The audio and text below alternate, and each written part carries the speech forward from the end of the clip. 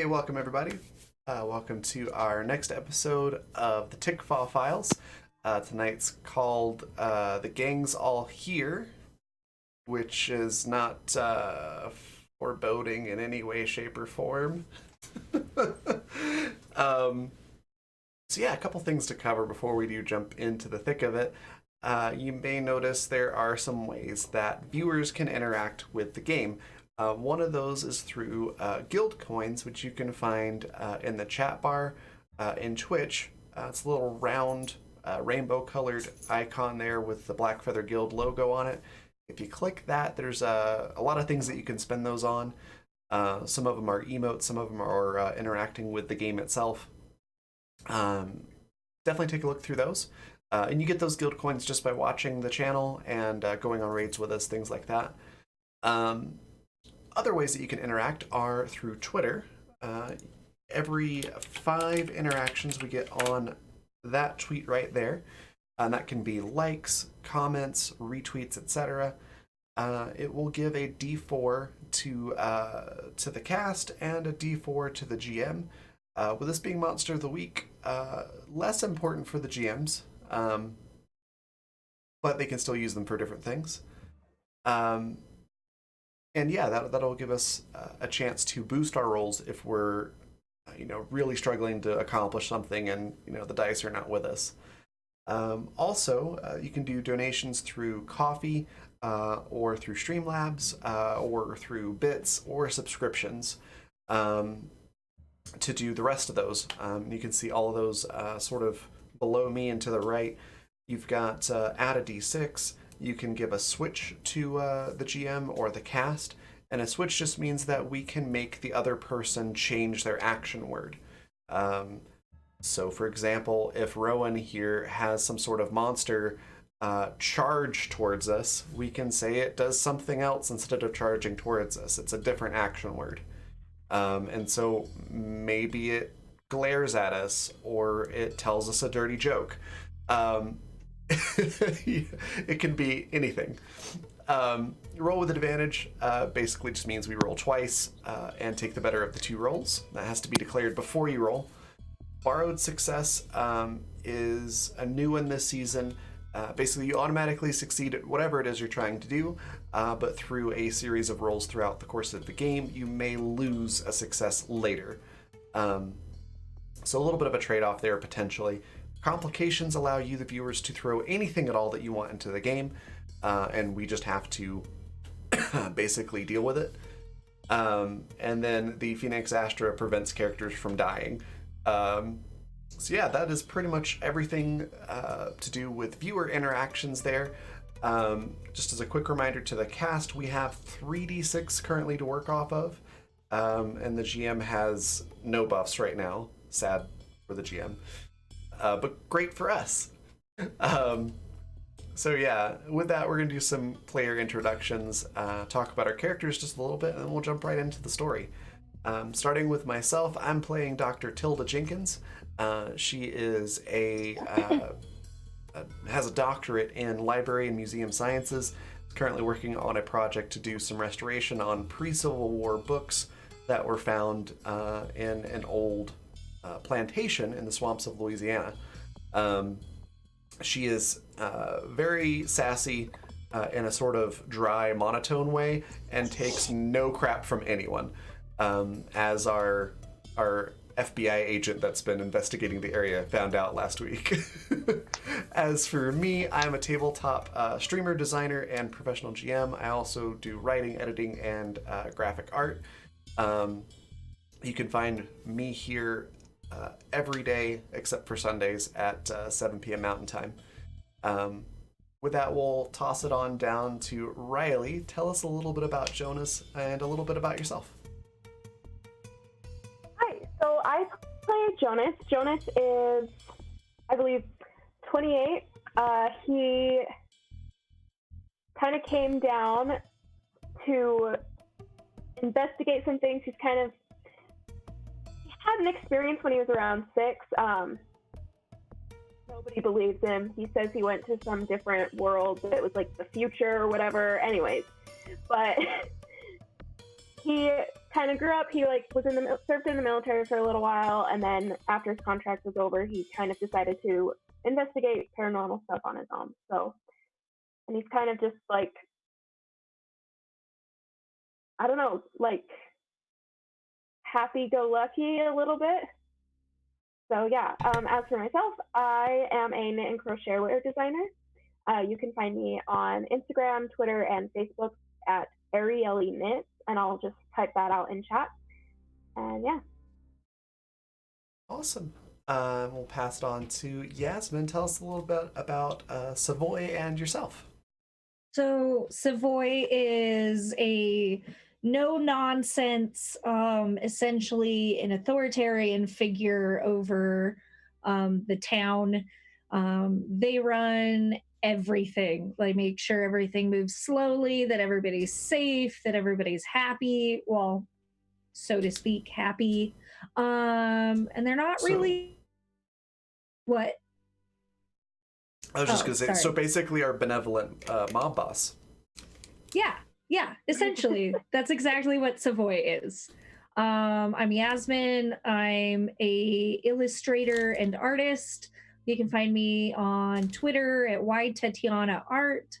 And that's about it for now. Perfect. And Vanessa, tell us a little bit about Mira and a little about yourself. Hi, my name is Vanessa. I'm the resident Canadian of the group. I play a character named Mira, and she is a funky character. She's a little bit on the mysterious side. She is, I don't know, she's an enigma wrapped in enigmas. Nobody really knows kind of what she's doing yet, but she's a... we'll say not entirely human, and leave the mystery to unfold, I suppose. But as for me, I'm primarily a watercolor artist. I do have an art Twitter, if you'd like to check that out. It's Peppero Draws, so Peppero like the candy. And I also have a page on Facebook where I do a lot of board artwork. With stencils and paint and stuff like that. So that's Blue Side Crafts on Facebook as well. Awesome. With that, we will pass it on to our talented game master. Oh, you think I'm talented? I do. My goodness. Hi, I'm Rowan North. I'm a freelance illustrator and art educator. You can find all my work, social media, and the events I'm going to be at rowannorthillustrations.org, which I'll post in the chat after I'm done with my introduction.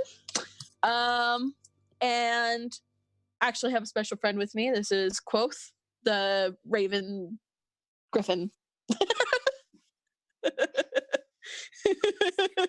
So, yeah. Because I do a lot of art dolls, I didn't make this one, but it's very similar to some of the work that I do.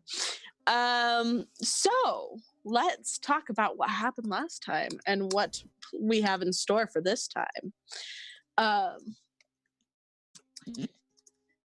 So last time y'all ended up, I don't know, we kind of introduced the team in our little, session 0, right? Mm-hmm. So we introduced each character, y'all, and your various interactions, how you kind of know each other in this small town of Springfield. There are some odd things happening. There is a FBI agent that is looking into the murders that happened 5 months ago. They aren't, her name's Naomi Mulder. Nope, maybe. Actually, her name's Naomi Pierce, and she's fairly young, like in her late 20s, you think, mid to late 20s. Clearly a younger, inexperienced agent, and Tilda kind of gave her hell for that. Tiny little bit. Just a little bit. So Naomi's kind of investigating things, trying to get to know the town. Savoy doesn't like her. and is trying to get Jonas to kind of get her out of there. So then we met Mira, who does some interesting work outside of town, as there seems to be a string of murders that are also happening in one of the neighboring areas. What do you mean? She's a business lady. Hello. I'm not saying that you're connected to the murders or not. I'm just saying that there is some weird murders happening. Actually, maybe. Who We're knows? just not, It's a surprise. not saying that. Of course. Yeah.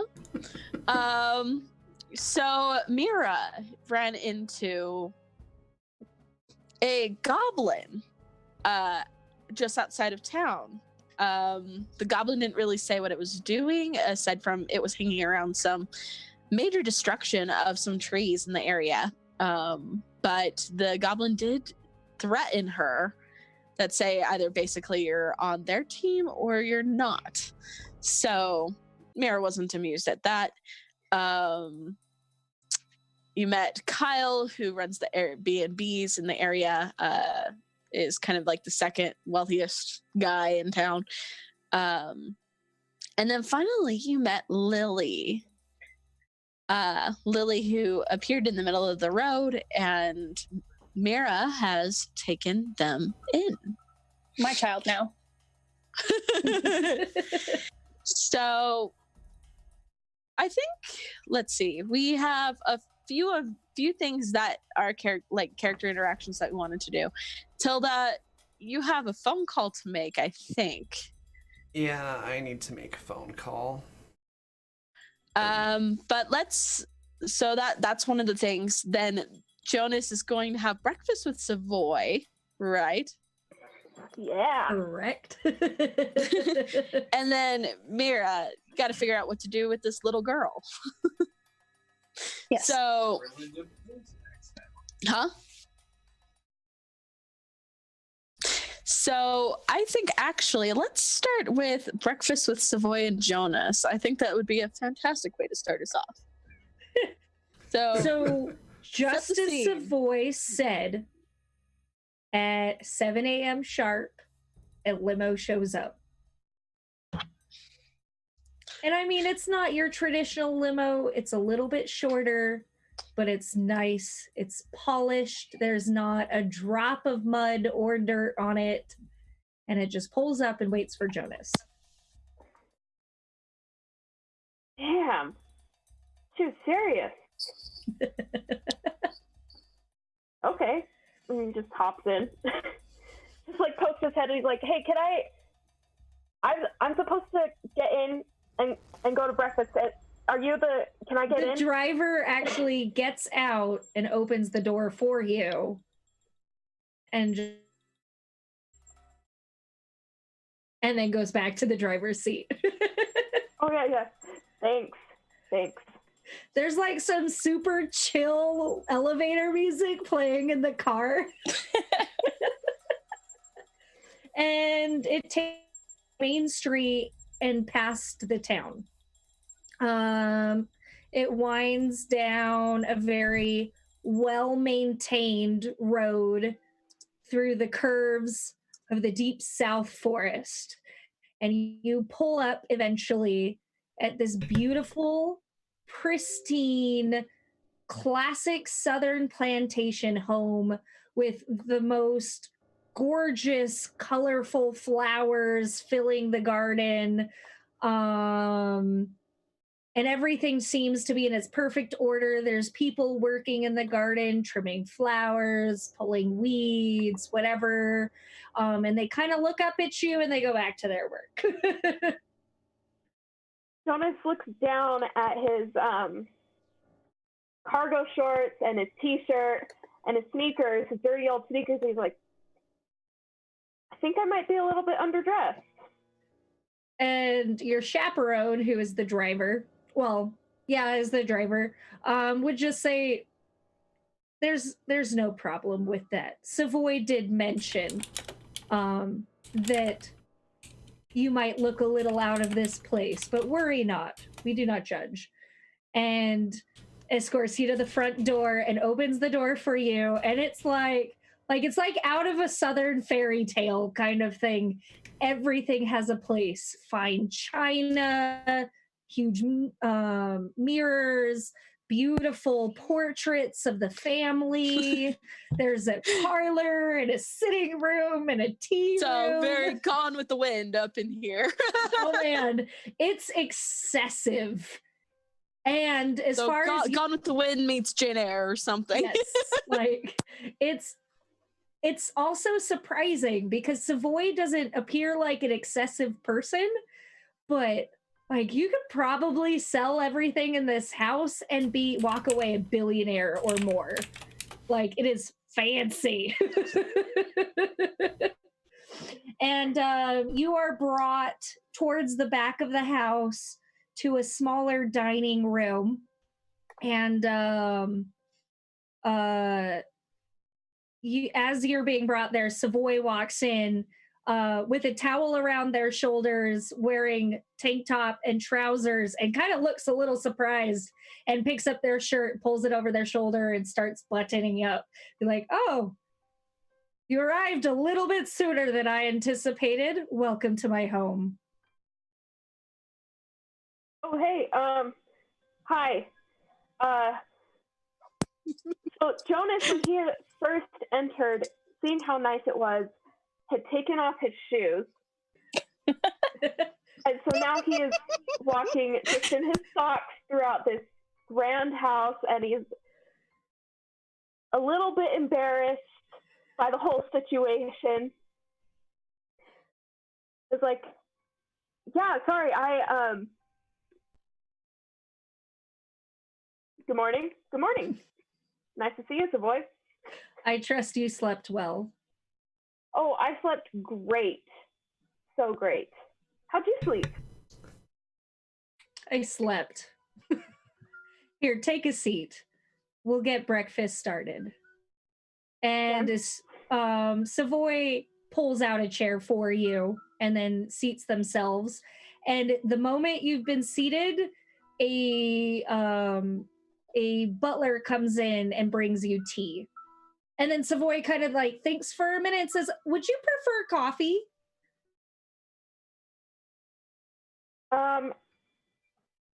Actually, can I have some water? Because, I mean, I'm sure that your tea tastes so fancy, but it's really just hot leaf juice, and coffee is just hot dirt juice. So, I mean, I'll just have some water. Plus, we don't want to see fine. Jonas. We don't want to see Jonas on a caffeine high ever.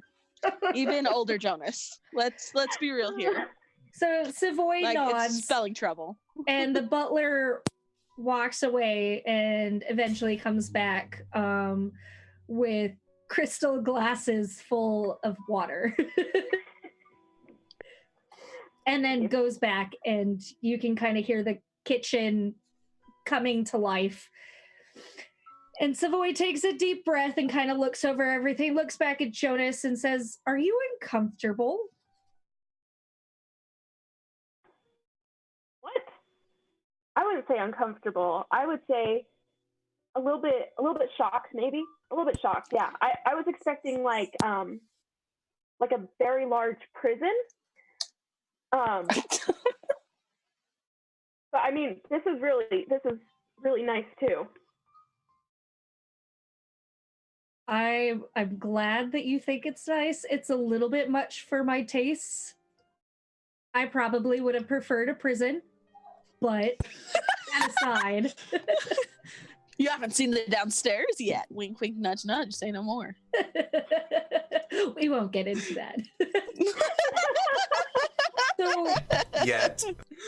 Jonas, I wanted to invite you here to discuss some of the state of affairs in which has brought you to my doorstep. Okay.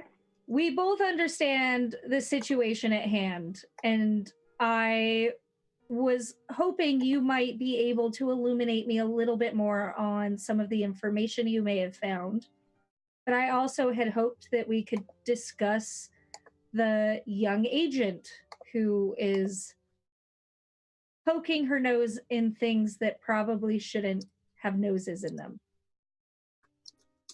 My breaks. Yeah. Sure. Where do you want to start?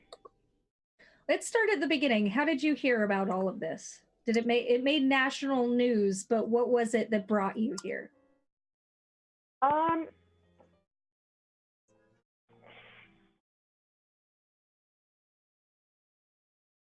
mean, Jonas is debating, doesn't want to seem like, I don't know. You know, maybe we could start with an easier question, one where my answer would not make me sound like a lunatic on our first date. Savoy just takes a moment and composes themselves. Like you kind of like, you see like another look of surprise and a different type of surprise. And then it's just like that stone wall again.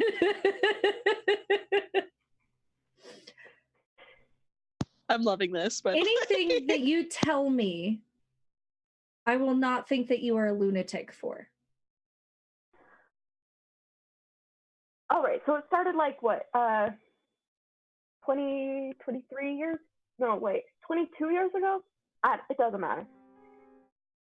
It was like Halloween, I think, and then there's like a talking deer, and then some elf kidnapped me and took me to the future, and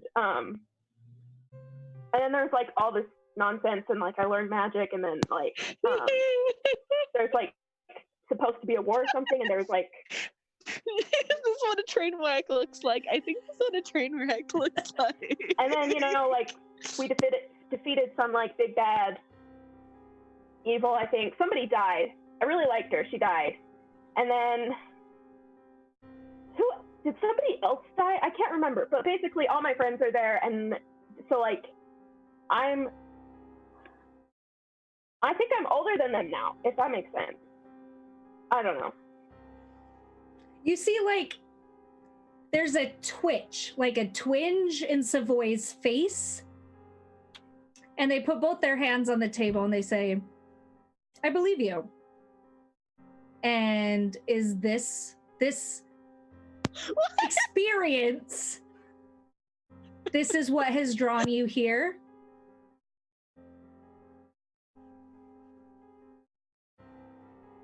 Wait, what? You believe me? Yes.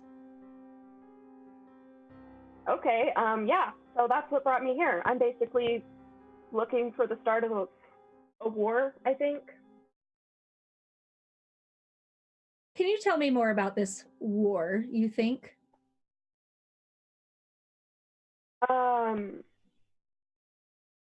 Basically the whole world's gonna change and like magic people take over, something like that. I don't know. You see I wasn't paying attention most of the time.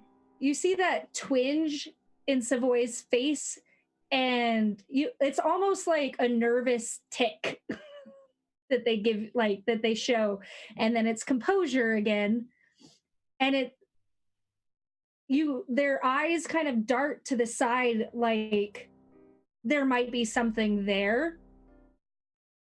And there's like just almost the smallest of imperceptible movements of like frustration.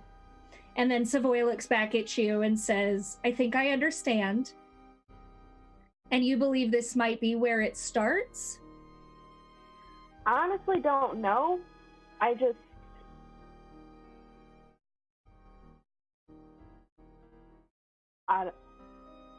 just looking for anything that might lead to it, and like the deaths were a little bit mysterious and kind of checked off a couple of my mental boxes, so thought I'd come over here. Are you okay? I'm fine. Don't worry about me. Because I met that like book doctor. I don't know how well she works with humans, but the book doctor? Yeah, Dr. Was it Jenkins? Oh. amazing. Oh, you mean the Miss Tilda Jenkins, is that correct? Yeah. Speaking of which, like, she's calling that agents like superiors or something. So I don't know. We might look out there. All right. Keep a tab on that for me, and I'll check in with Tilda and her work later today. You know, do you mind if I excuse myself for just a moment? I should probably check on the kitchen. Our breakfast is taking much longer than it should be. Sure. Do you need help? Like, I can make really good eggs. No, like, it's I can fine. come help you. Hold on, Okay. it's fine. Just stay here. Okay. You're all right. I'll just drink out of this incredibly drinkable glass. And Savoy very politely stands up and almost like robotically walks into the kitchen. That's amazing. All right, then we'll take a break there. Mira, let's actually go to you. Let's talk a bit about what's been I don't know, what you've been doing with this little girl that you found in the middle of the road that doesn't like humans. Shut up! Stop laughing.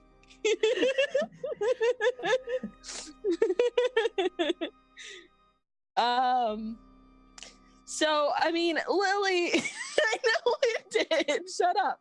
Anyways, so Lily's like fairly dirty, like, and tattered. Her clothes are pretty torn up. What, like, do you help her bathe? Do you give her like cleaner clothes? Like what?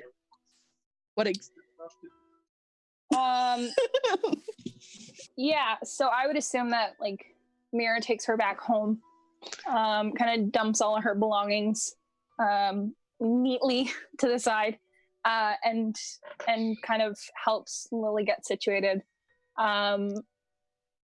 Mira doesn't really have much in the way to offer Lily in terms of clothing to replace her tatters. It's mostly it's mostly like business oriented clothing. So she gives her like this oversized button down kind of like a blouse or something that she can just pull on, but that's about it. She gives her like a blanket and stuff. just above the knees, and I mean it's better than the tattered like camping wear that she was wearing before. Can you describe to me a little bit like what does Mira's house look like? Like, is there any like decor or personal effects really, or is it pretty plain? So the outside of the house is extremely plain. Like if you were looking at it from the outside, you wouldn't really expect much in the way of the inside, like decor and stuff. But Mira, while for the most part it is very neat and tidy, Mira does have like almost like strange looking decor for somebody who's usually so like businessy. So there's a lot of like nature oriented art, and like she keeps flowers and like herbs in the kitchen and things like that. So there are definitely these touches of nature all throughout the house and things like that. Okay. So it looks pretty, like it's pretty. It's just a little unusual for a businesswoman, right? Yeah. Who lives alone. I would say she probably has like a collection of trinkets and like pretty things and stuff too. So it's, I don't know, it's very the opposite of businesswoman. Yes. Awesome. So as you were helping Lily get cleaned off and changing her clothes, let's see. I would like you to investigate a mystery. So let me see here. Because there's some interesting things about Lily. So let me make sure that that's the right thing. Yeah, it's close enough to what I want here. Or read a bad situation. You can do that too. Both. One is plus cool, one is plus sharp, I believe. Oh no, they're both plus sharp. Sharp? Okay, hold on. That's a 3. Ooh, okay. Mira's You not don't- feeling it today. Do you want to re-roll? Because you do have an option, kind of an extra D6, correct? Excuse me. Yeah, the cast currently has 46. You're welcome to use one. Sure, I will do that. What was that? Yeah, no, it wasn't any good. I just wasted Really? D6. Yeah. So it's still Oh, a 3. wow. Okay. No, you don't, like, you are fairly certain that this is just a weird little girl. You don't really notice anything out of the ordinary. She's got kind of long, tangled hair that goes over her back. And I mean, she's dirty and filthy, but yeah, you really don't know aside from the weird stuff that she's already talked about. Something, you know, about the goblins being her friends and something about a palace and a prince. Lily does not talk much. She's definitely seems comfortable around you, which may or may not be a mistake. But so yeah, do you have like a guest room or something that you lay Lily down in? Yeah, I would probably say there's like an extra bedroom. So she'll probably settle her in there. Okay. And nothing really happens as far as you can tell because you rolled so dang poorly. We're off to a great start, lads. Oh boy. So let's move on to Dr. Tilda Jenkins. So do you call the superior the afternoon, the next day? When does Tilda make this call? Immediately after they leave, I'm going to the phone. Excellent.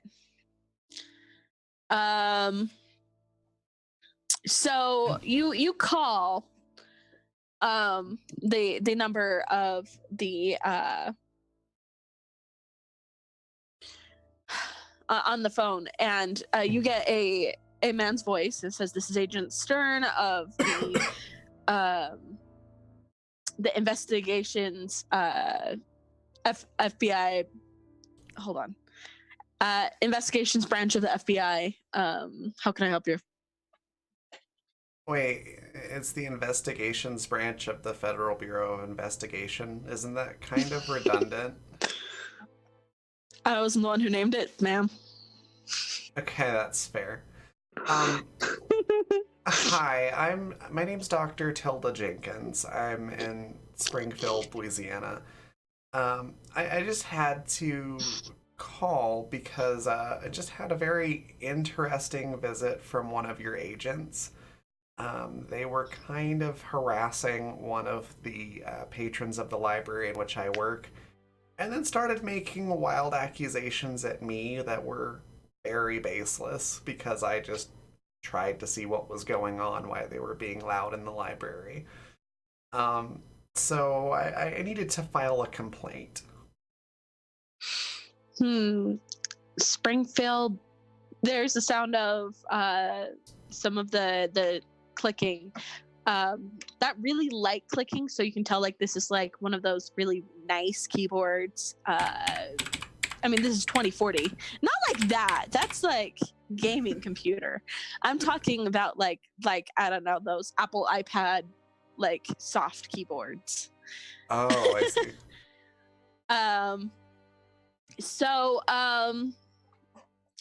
So he's like, Springfield, that's Naomi Pierce. Was that the agent that you ran into? Yeah, Piers, that's the name that's on the card. And Naomi. Can you explain to me what exactly happened? Sure. So she was talking to a young man.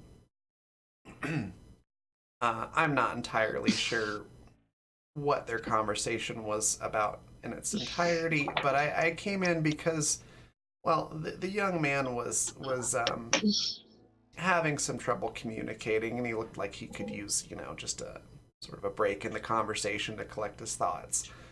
And they were being a little bit loud, and it's the library, so Right.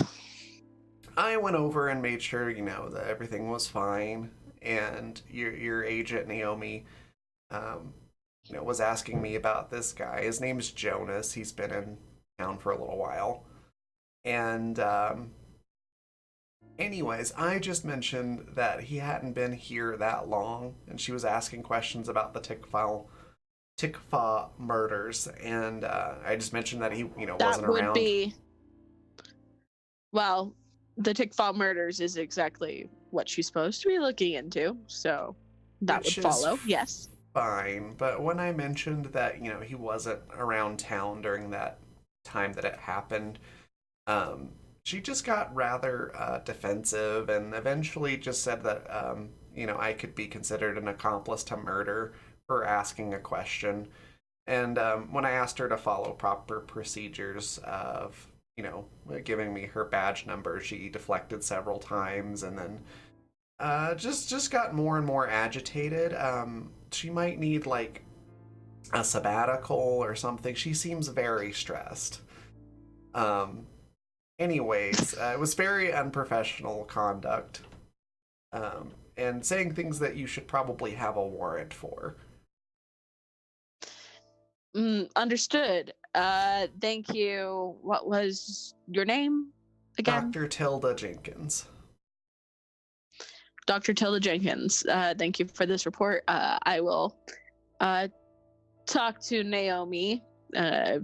rather apologize for whatever misconduct that she had done or your experience. She's new.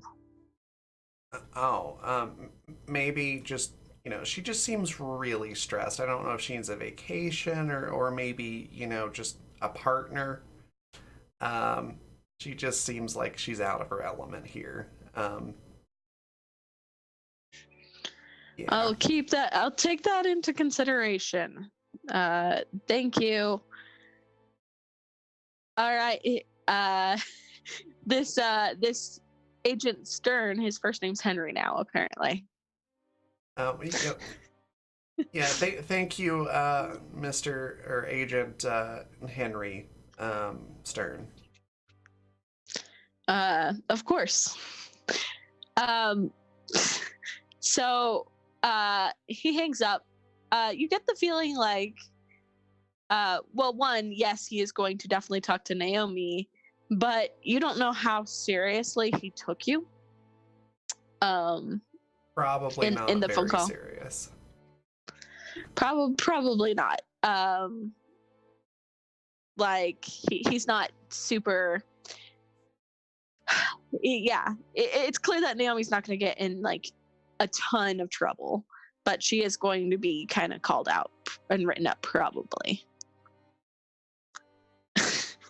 Which is just what she needs. Yeah. All right. I should probably, meet up with Jonas at some point and make sure that he's not getting into more trouble. Yes, you'll meet up with him in the following day after some delicious breakfast, which we must get back to, shan't we? So Savoy, you wandered out of the room for a little bit. How long do you leave Jonas waiting?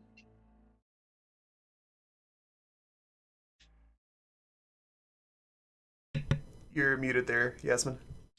Yeah, I don't hear anything, friend. There we go. Sorry about that. Savoy's only been gone, only intends to leave for about 3 or 4 minutes. They've walked out, they've gone into the kitchen, and they've actually stepped out of the kitchen into a hallway that is not attached to the dining room. And Jonas might be able to hear Savoy's somewhat raised voice, but that's up to the DM. Well, all right. What we'll do is we'll roll for it, you know. Why don't you Woo-woo. investigate a mystery, Jonas? I will investigate a mystery, GM. Okay. What do I roll for that one? I just suddenly had this mental image of like Jonas like here with his breakable glass, right? And being like, I will roll to investigate a mystery, GM, like looking up to the heavens, like Embodied voice that I hear. Someone just walks in embodied the room voice. like, who are you talking to? The audience? Jesus. Ironic. You have no idea how ironic that is. Man. Um, Okay. That is plus sharp. So I do 2d6 plus sharp, right? Yes. Correct. Okay. 7. That's a mixed success. With a mixed success, you hold one or ask one. So that is, let me see here. What happened here? What sort of creature is it? What can it do? What can hurt it? Where did it go? What is it going to do? What is being concealed here?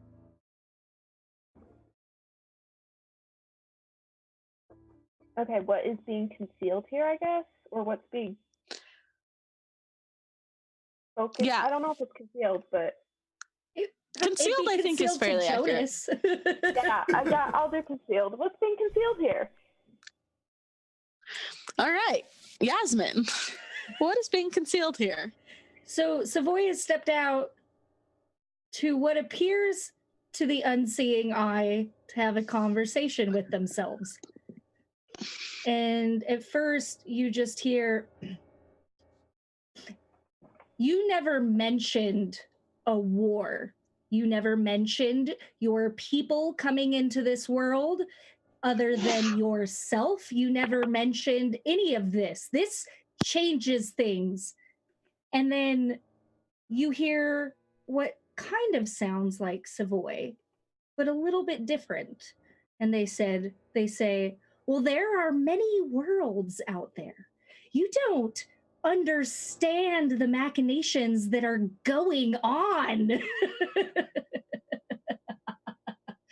You have no idea what is about to unfold, and neither do I. You cannot hold me accountable for these things. Check yourself.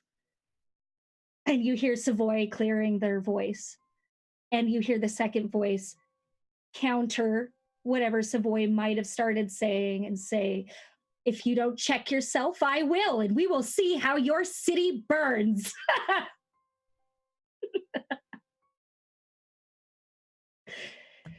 And you just this like hard thump against something solid, and then footsteps as Savoy returns. Get out of there, Jonas. Okay, so quick question about the layout. The hallway that was not connected to the room, is there any way, like, is it like sharing a wall or anything like that? Or is it like... It does. So essentially you have the dining room. You have the kitchen attached to the dining room. You have a hallway that goes this way. And then you have the main hallway that goes this way. If you went far enough down the hallway, they would share, like there would be empty space between the two walls. But there's the kitchen and whatever cabinets and storage space there might be. Okay, so as soon as Savoy had left, Jonas kind of hurried and like tossed some water in a nearby house, tossed the water from the glass into a nearby house plant and like crept into the kitchen and like used the glass to listen to the wall. And then upon hearing the conversation end, hurries and like tries to get back to the table before Savoy has reached and entered the room. I don't know if we need to roll for that. I wouldn't think so, but it's up to the DM. I can't hear you, Rowan. Can't hear you. Muted. I'm muted. Ah! I'm a professional. I wouldn't say really that there's like a specific. Actually, Act Under Pressure might be a great one for this. So I will have you roll Act Under Pressure. That's plus cool. Rowan, do you want me to roll a cool check also? Yes. Let's have you roll Act Under Pressure as well. That was a 10. A 10. So you do what you set out to. So you're not even out of breath. You're not even winded when Savoy comes back. Oh no. What did you do? No. Uh-oh. I have a -2. Shit. That's like The Savoy that returns like to the table. fail, right? What was that? The Savoy that returns to the table is not the Savoy that left the table. So the same height and the same clothing in person walks in, and they're holding something broken in their hands, like let's say a statue that just conveniently fell apart at the right moment, and one half is in one hand and the other half is in the other hand. And this person looks at Jonas and very gently drops the statue to the floor and says, I have been dying to meet you. Savoy has been keeping you quiet this whole time. Oh. And like, as uncharacteristically Savoy as possible, like drapes themselves over the dining room table and just like posts themselves on one hand. And this person doesn't look human.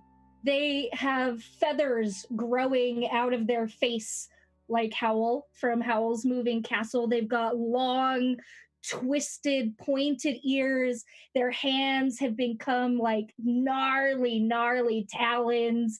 Their bones look too long to be a human's, and they move with a gracefulness that is not human at all.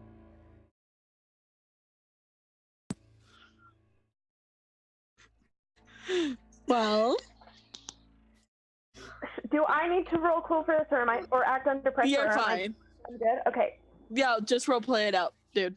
Like, how would you react to this?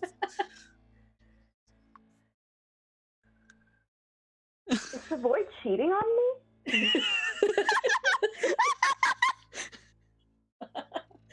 Like, why are you wearing Savoy's clothes? Like, I swear I was like, you were only gone for like what, 3 minutes? Like, where's Savoy? And this person just, they throw their head back and cackle, like wildly manically cackling. You don't get it, do you? I am Savoy, but I'm not. That is the beauty of my kind. And it sounds like you have had experiences with my kind. I told Savoy we needed to get you in sooner. I told them that they had to act faster, but no. And now their precious little town is in so much more danger.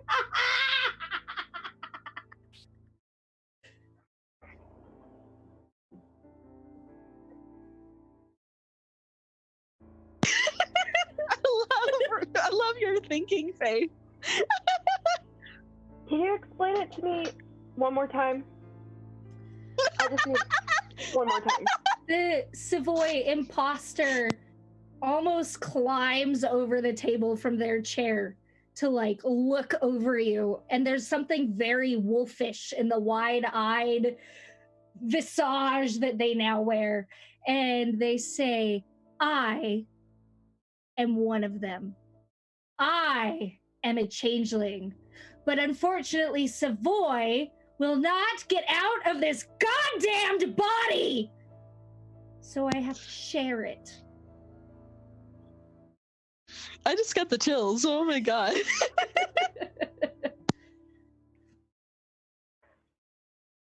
So you're Savoy, but you're not Savoy.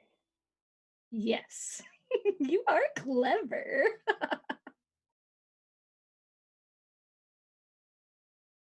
So where's Savoy? Here, but in the back of my mind. And who are Savoy. you? What? Who are you? I'm Zahil. Zakil? I am the best of the best. And they like fluff their feathers and like ruffle up and just like sit like they're on the table now. So Yasmin, I can say like you can probably decide when Savoy can take over again. Okay. Like I mean, you've revealed plenty, but if you love this, keep going by all means. I'll stretch it out just a little bit more. Okay, yes, but I wanted to say like you've had your like moment, your freak out, your I've spent the energy, so to speak. yes. So the rest is just icing.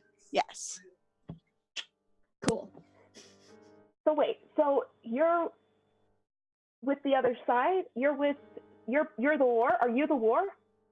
Oh, I don't think so, my dear child. I'm simply an observer to whatever is to come. My world is separate, but joined. I mean, we are duality after all. And they kind of take a moment to relax. And like the moment they relax, all the feathers start receding back. And now you have a very disheveled Savoy sitting on your table.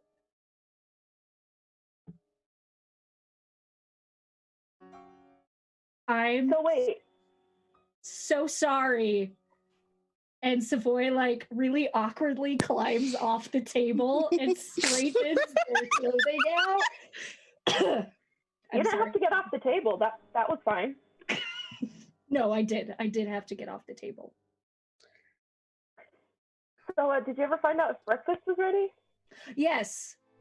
Butler!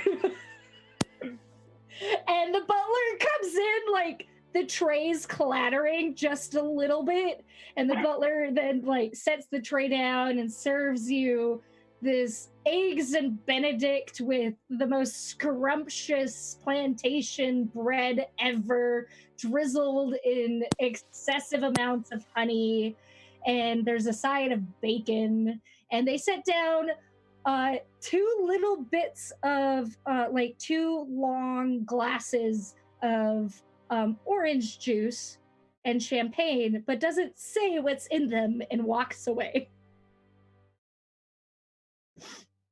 Ooh, orange juice. I'm curious, would you say it's like a fluted glass? Yes. Okay. Ooh, orange juice. So Jonas is like just sipping awkwardly at this beverage, just like peering over his glass at Savoy and puts it down. So, do you want to talk about what just happened, or would that be awkward? That would be very awkward. Let's not talk about what happened. I lost my cool a little bit, and I won't lose my cool again. You don't have to worry about that. Okay. Why am I worried?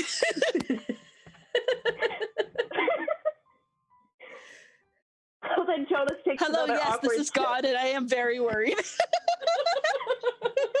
Jonas takes another awkward sip, and in an attempt to change the subject, says, "So, who was that redhead that visited your office yesterday?"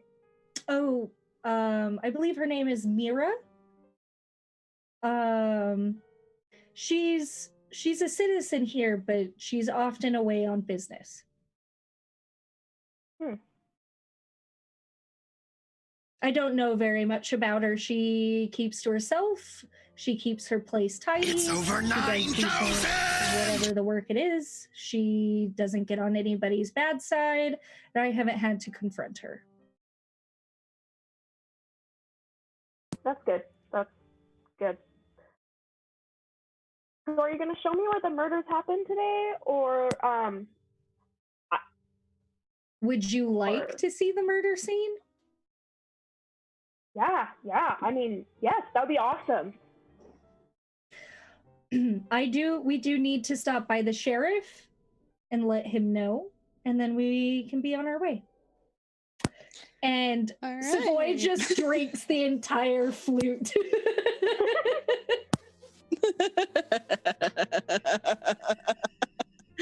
Oh my goodness. I'm not That's overcompensating. awesome. I don't know what you're talking about. It's amazing. Wow, you really like orange juice. So, Yes. Me too. all right, let's go back to Mira. Mira, so you've had a night. Relative silence. Lily seems pretty good. Like, you know, she's once again very quiet. Also, by the way, Raven did post a good reminder to, if you fail, make sure to mark experience so you actually level up. Very important.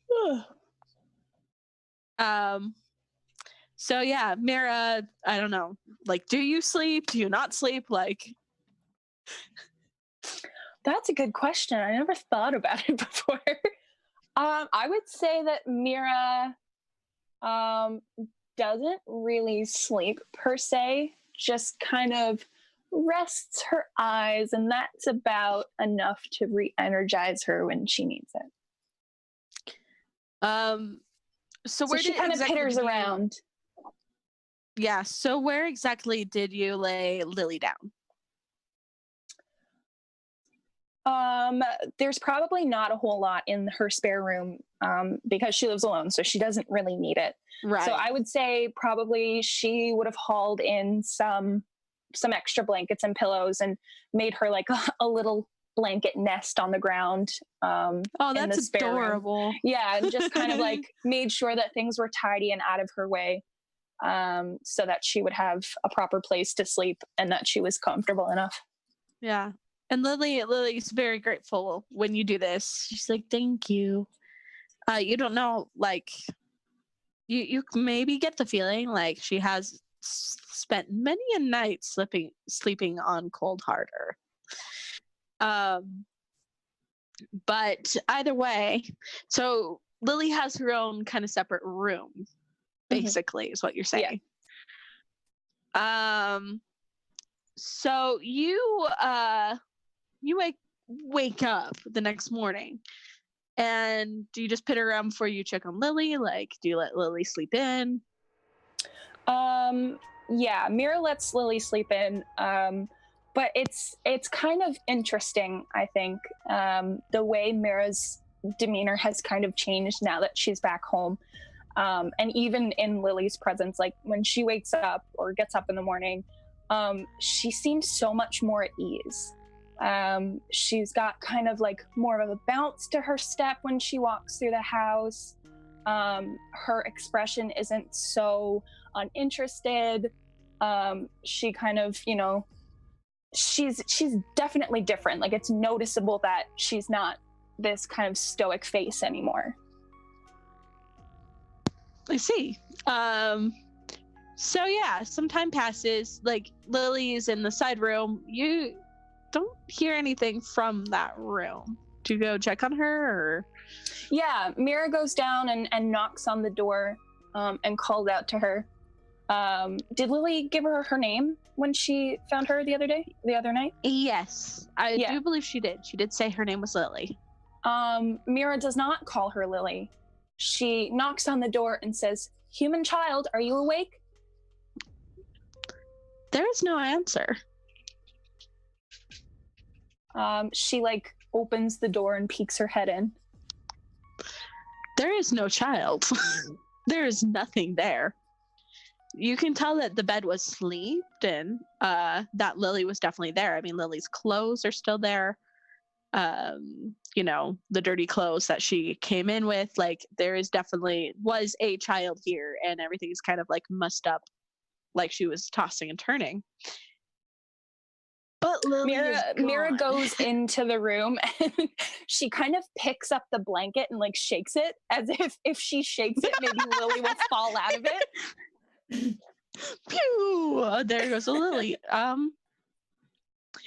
No, there's really not anything. Lily's gone. Her first instinct is to look at the window to see maybe if the human child jumped out the window. How big is the window? Like from my understanding about like a lot of the homes in the South, like they are usually like one floor. Like this is from my own personal experience when I was in South Carolina in like the poorer areas. Usually there's about one floor. It's usually not like multiple stories. Sometimes they have it like off the ground somewhat on bricks and things like that. But in general, like there's a first floor and that's pretty much it. Yeah. Am I fairly accurate with that, Raven?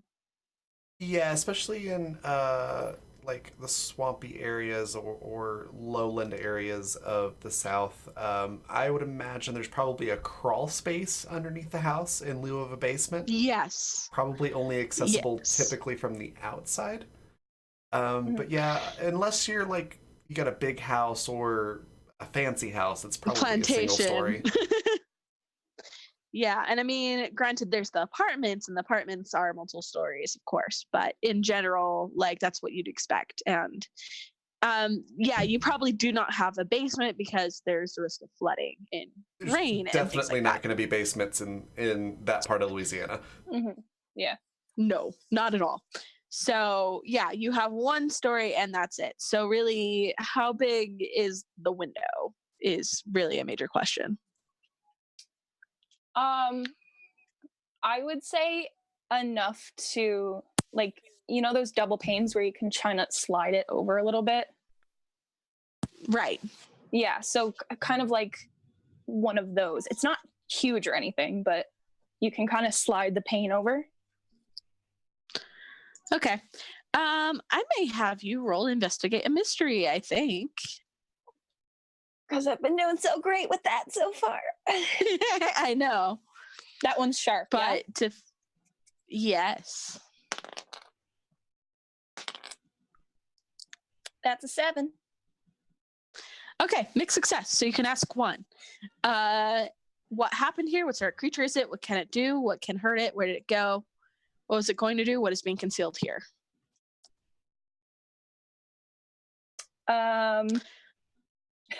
Where did it go? Where did it go? So you're looking at the window and you see, as you're looking at it, you definitely see like a little handprint and fingerprints on the window. And then you see footprints, bare feet. So she didn't even like put her shoes on or anything. She's probably still in your button-down shirt. And that's like it in underpants. But you see little footprints in the mud outside, heading towards the street.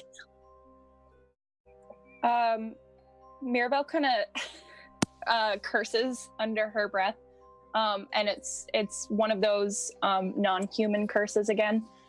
And she like hisses out the open window and just goes, "Human child, hello." You foolish fool. You child who is a foolish fool. So, do you try to follow the footsteps or? Yeah, so Mirabelle goes and gets her jacket and pulls that on and goes around the side of the house where that window was and follows the footsteps out. Okay. And then we will go to Tilda the next morning. So, what time do you typically get to the library? That's actually a good question.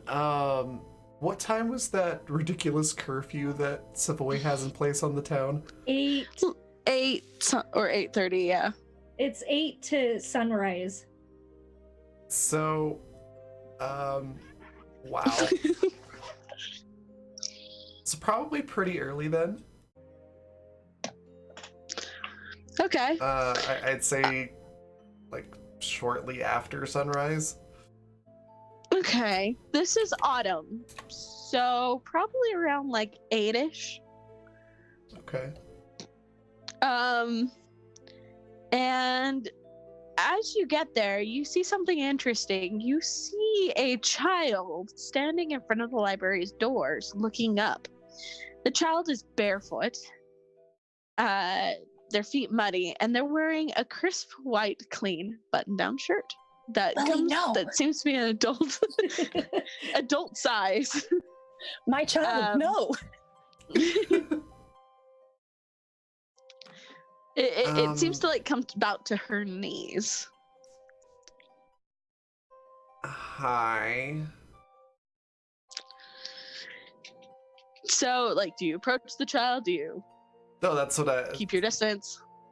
Walking up to the library, Tilda just goes, "Hi." The girl turns her head towards you and then immediately bares her teeth like some sort of dog. Okay, yeah, you've got teeth. Good job. Can you move? I need to get into the library. You have books, right? That is generally what a library is for, yes. I want a book. Okay, what kind of book do you want? I want the Prince's Spell book. It went missing. Somebody took it. Okay. So I'm not actually like the librarian here, so if you're trying to like track down a particular book, you may have to wait until they come here. If you know the author, I might be able to find it like at the store. Tell you what store to go It's to. the Master Spell book. He wrote it himself, you know. It has all his secrets. Okay, so it's a self-published book. It's probably not gonna be here. You're You no might. help, are you? Well, I just told you where not to look, so that helps. I would try like maybe Bamazon or maybe like Tyndall. You'll find a lot of self-published books there. It's the Master Spell book. It has to be here. Okay. It's not.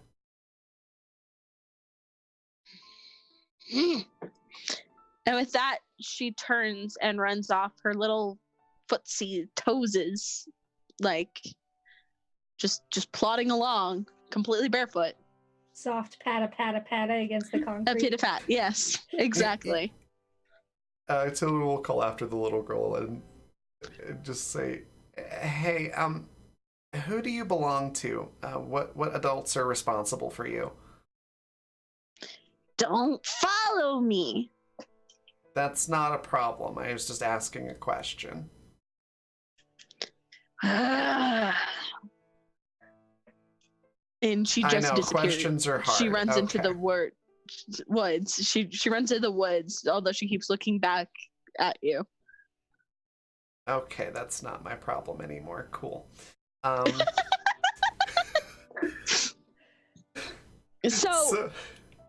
So I think Tilda will go into the library, go into her office, and set some things up to, I don't know, like run a scan on a book or something before trying to catch up with Jonas. Boy, you start like, do you drive Jonas yourself into town this time, or Yeah. what's up there? They take Savoy's personal car, which is also very fancy and very high tech. Whole Bluetooth, like automated projected map, whatever. I don't know. But there's like a few features that feel really human about it. Like it's also a stick shift, which doesn't like it's 2040. It's 2040, really a thing yeah. anymore. So it's a stick shift, and it's like the engine in it is powerful. Like when it starts up, it roars. And they peel into town. And you can kind of tell like Savoy's still a little agitated, but like there's like no twitching involved. And Jonas, do you drink a lot? No. So Jonas would be feeling a little woo and maybe a little extra chatty after that mimosa. Orange juice. So they drive into town and show up at the sheriff's office. Hold on. Sorry. Hold on. As you go into town, you see a little girl run past, wearing nothing but a adult-sized shirt and with bare feet, running into the woods, with Tilda kind of tailing after her a little bit before just heading into the library. Does Savoy recognize her as anybody? Let's investigate a mystery, shall we? My rolls have been awful. Monster of the week is a little girl. Jonas got an 8 on Investigate a Mystery. What is that sharp? Yes. I don't think I have anything extra for investigate. That's a little better. So, all right, let's see here. 7. So you both get a mixed success, which means you can ask one or hold one. What happened here? What sort of creature is it? What can it do? What can hurt it? Where did it go? What is it going to do? What is being concealed here? What would be a recognize? I mean, I guess you could ask. Yeah, I guess you could ask that. Yes. Okay, so I want to know if I recognize her as a town citizen. She is not. Okay. She seems familiar. Like, you can't quite put a finger on it, but she does, like, you feel like you've seen her photo somewhere or something, like that sort of like dirty blonde, light brown-ish hair. A girl that age, you can't quite place it, but you know that she's not from the town. Right. And that you have not seen anyone like that at all recently. But that she looks somewhat familiar, like I might have seen a picture of her. Yes. Okay. Jonas, what are you going to ask? Jonas is gonna see if he recognizes her from all the photos. This sounds creepy. Let me bridge up. From like the photos that he has collected for his murder board. Boy, there is just no getting out of this one, is there? No. Diggy, diggy, hole, I'm digging a hole. What hole? It is a hole. This just in, Jonas keeps pictures of little girls on his wall.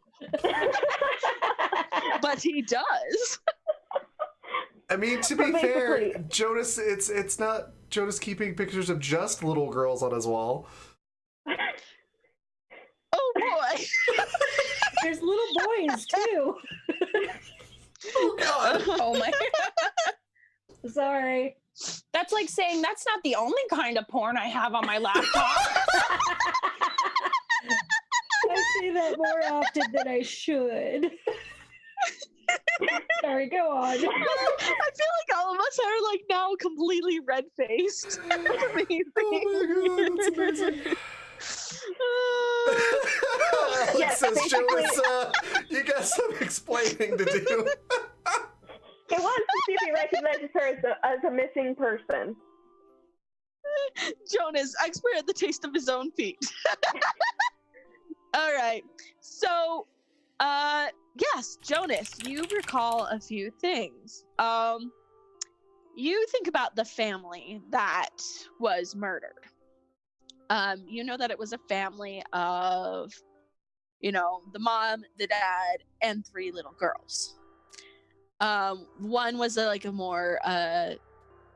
older of the girls was the one that they found in the river, but the youngest 2 went missing, and their bodies still have not been found. While you're not certain if this is one of the missing children, you know that the age seems about right. So that is what you discover as this girl runs past. Oh shit! Is that one of the missing girls? What?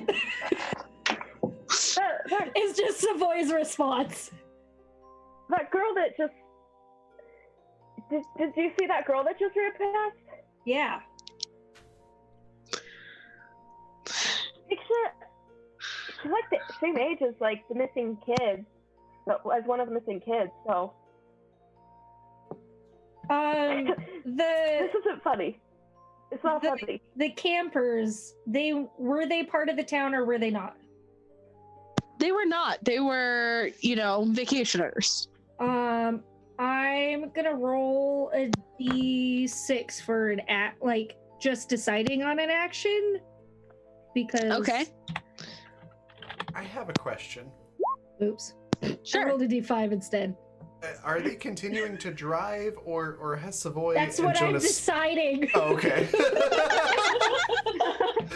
I'm just curious if like Tilda walks back out. Is she walking back out to you two, or just the street?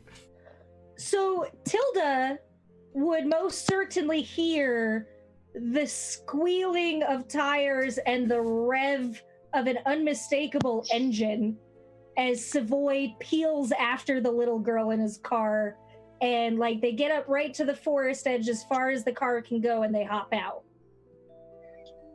Okay. And Savoy starts calling, hey, come back, I have food.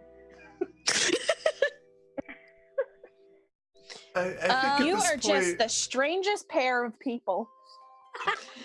I think Tilda's gonna come walking out of the library, hearing all that ruckus, especially after seeing, the weird little girl. Hey, So- come back to my van. I have candy. I think Tilda at this point has, maybe had enough time to, actually get situated with coffee, and so she comes, hurrying out of the library holding like a travel mug of coffee that says like "I break for books." I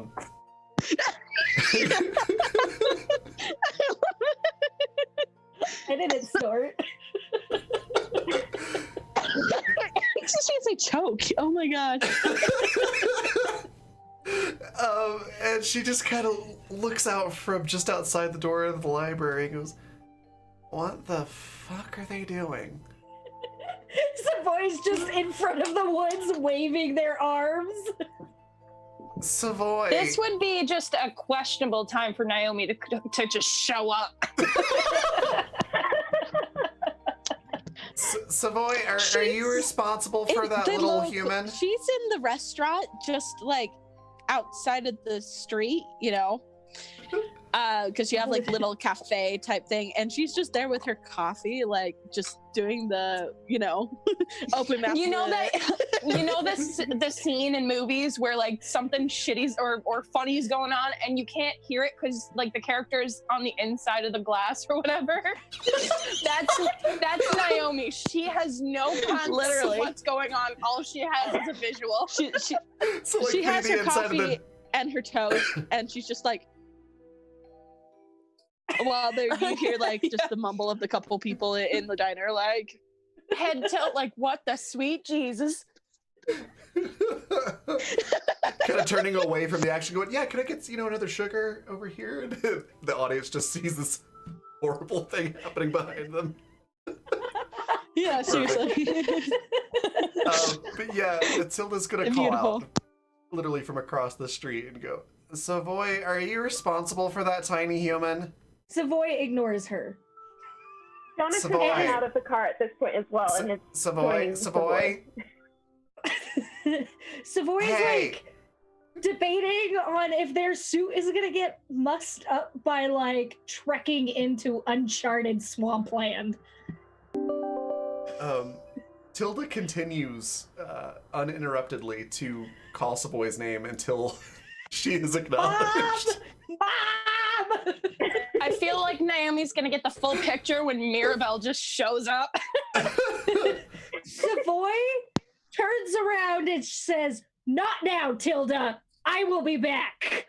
And just like tries to wade their way into the swamp. This is I have waiters in here. Seen on Savoy's face, by the way. Tilda's just like, I have waiters, so you don't ruin your clothes. If Savoy's they're gone. okay. So Mira. That's not my problem anymore. Yes, ma'am.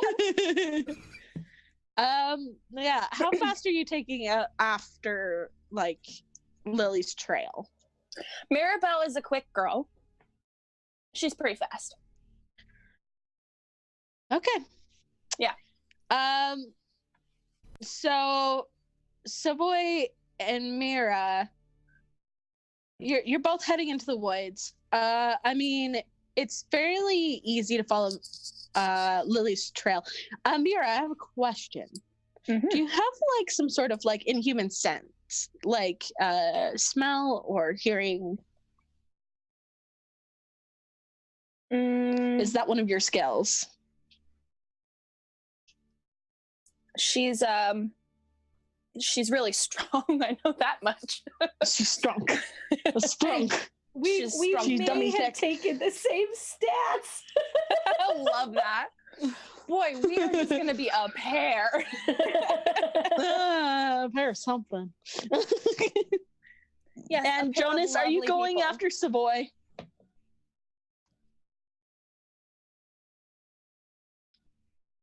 Yes. Jonas. Yes. Yes. Had to think about that one. All right. Well, before we get back to this, let's take a 5-minute break because I personally have to pee. So we will. Like Tilda, she's in the mood. Yes. Tilda's literally just sipping her coffee, watching and going, okay, this isn't my problem anymore. I'm just going to This see is, what happens. A disaster. It's like the equivalent of the person grabbing the bucket of popcorn and eating while the drama unfolds. Yes. But she's So, kind of there we in case will- she does need to jump in. We will address these things after we're back from our. Tilda's so sexy. I love her. Oh my goodness. Thanks. But yes, we'll address this after the break because I must pee. So we'll take a quick 5-minute and then we'll be back, right? Yep, we'll be back in somewhere between 5 and 10 minutes. Thank you.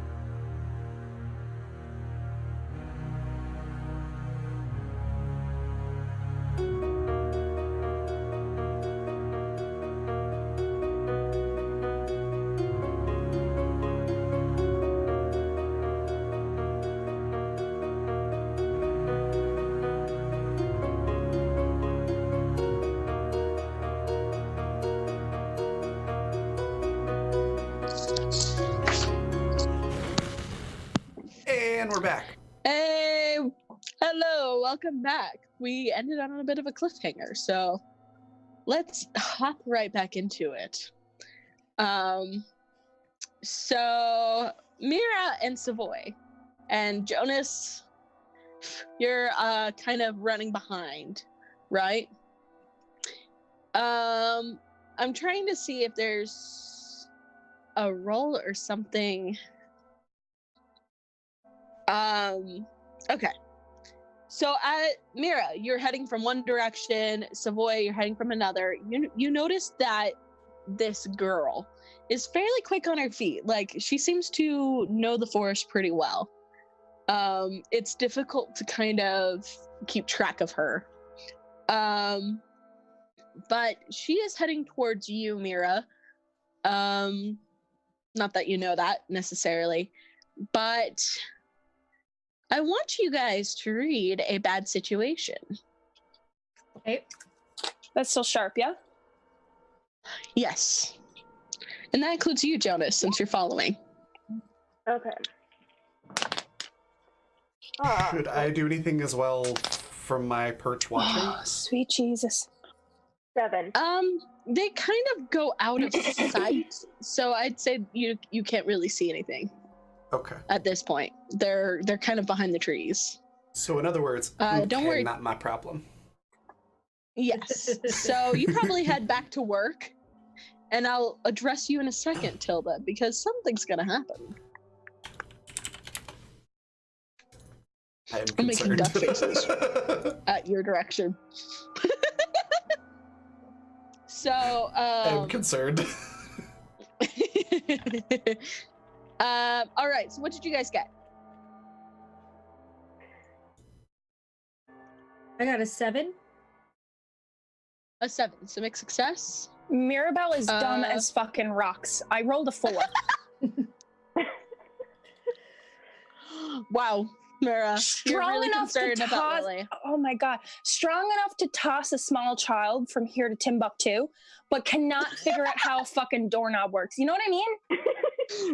She's the brawn of the operation. That's her role in this game. That's amazing.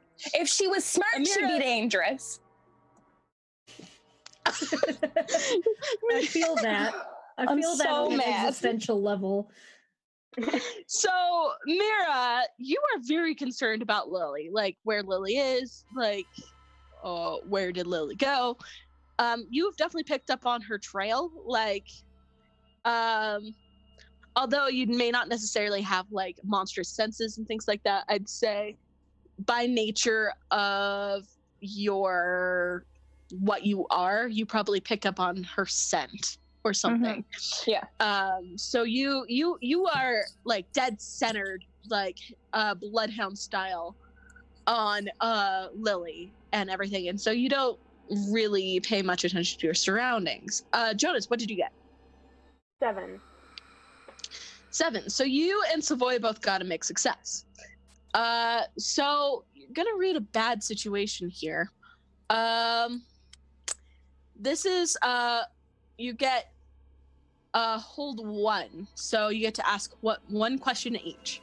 What's my best way in? What's my best way out? Are there any dangers we haven't noticed? What's the biggest threat? What's most vulnerable to me? And what's the best way to protect the victims? In this case, probably Lily.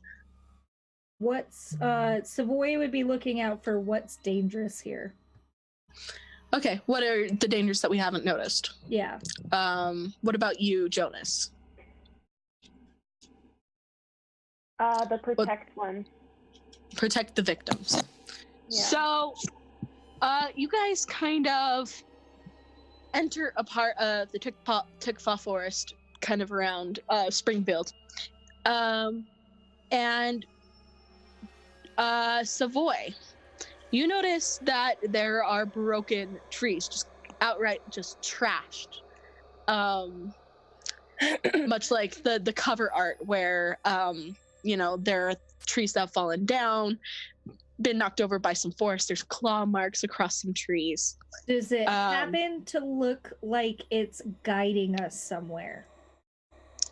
No, not really. In fact, it's kind of facing towards you-ish. So like you're heading towards it. Okay. And Lily seems to have stopped in this clearing. So you, Savoy, you're kind of like looking at these trees and stuff, and you kind of realize that these knockdown trees or whatever kind of end towards where Lily's standing, and you pay a bit more attention to the tree as it lurches forward. That's no tree, that's your mother. What the fuck? That's no tree, that's your mama. No.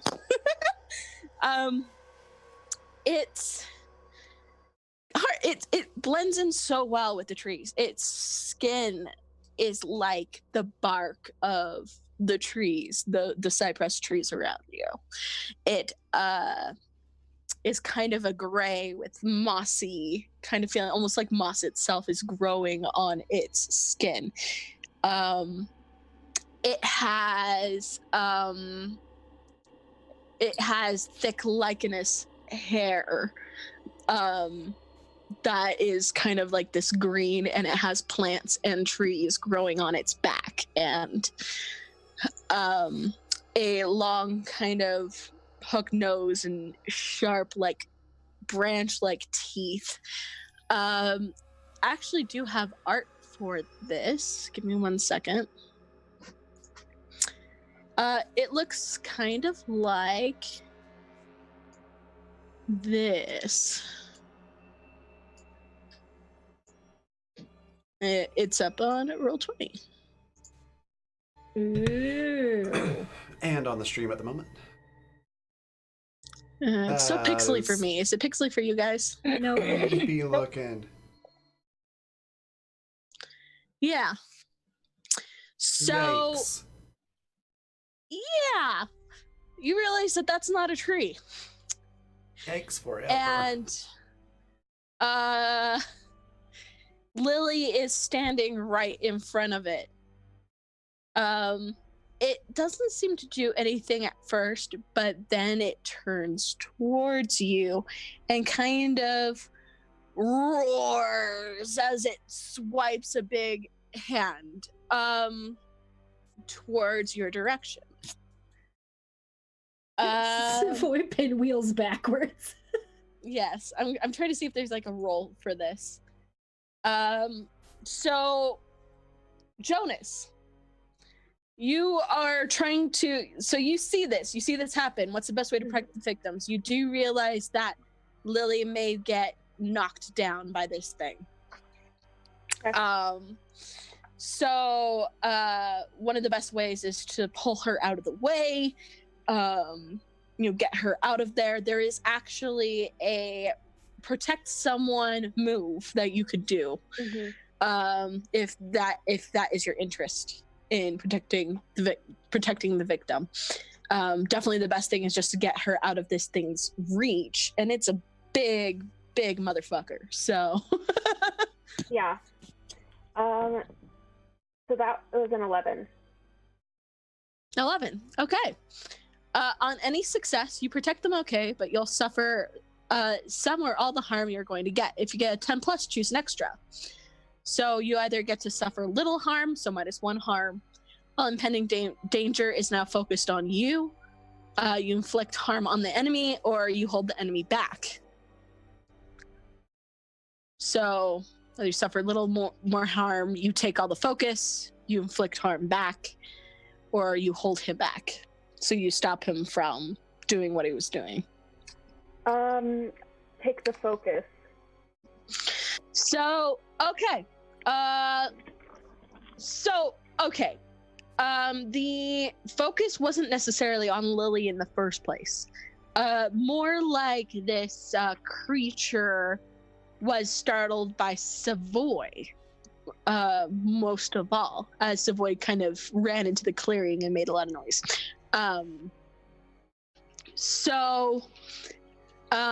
It really isn't paying attention to you or Lily. Lily's just kind of in the way.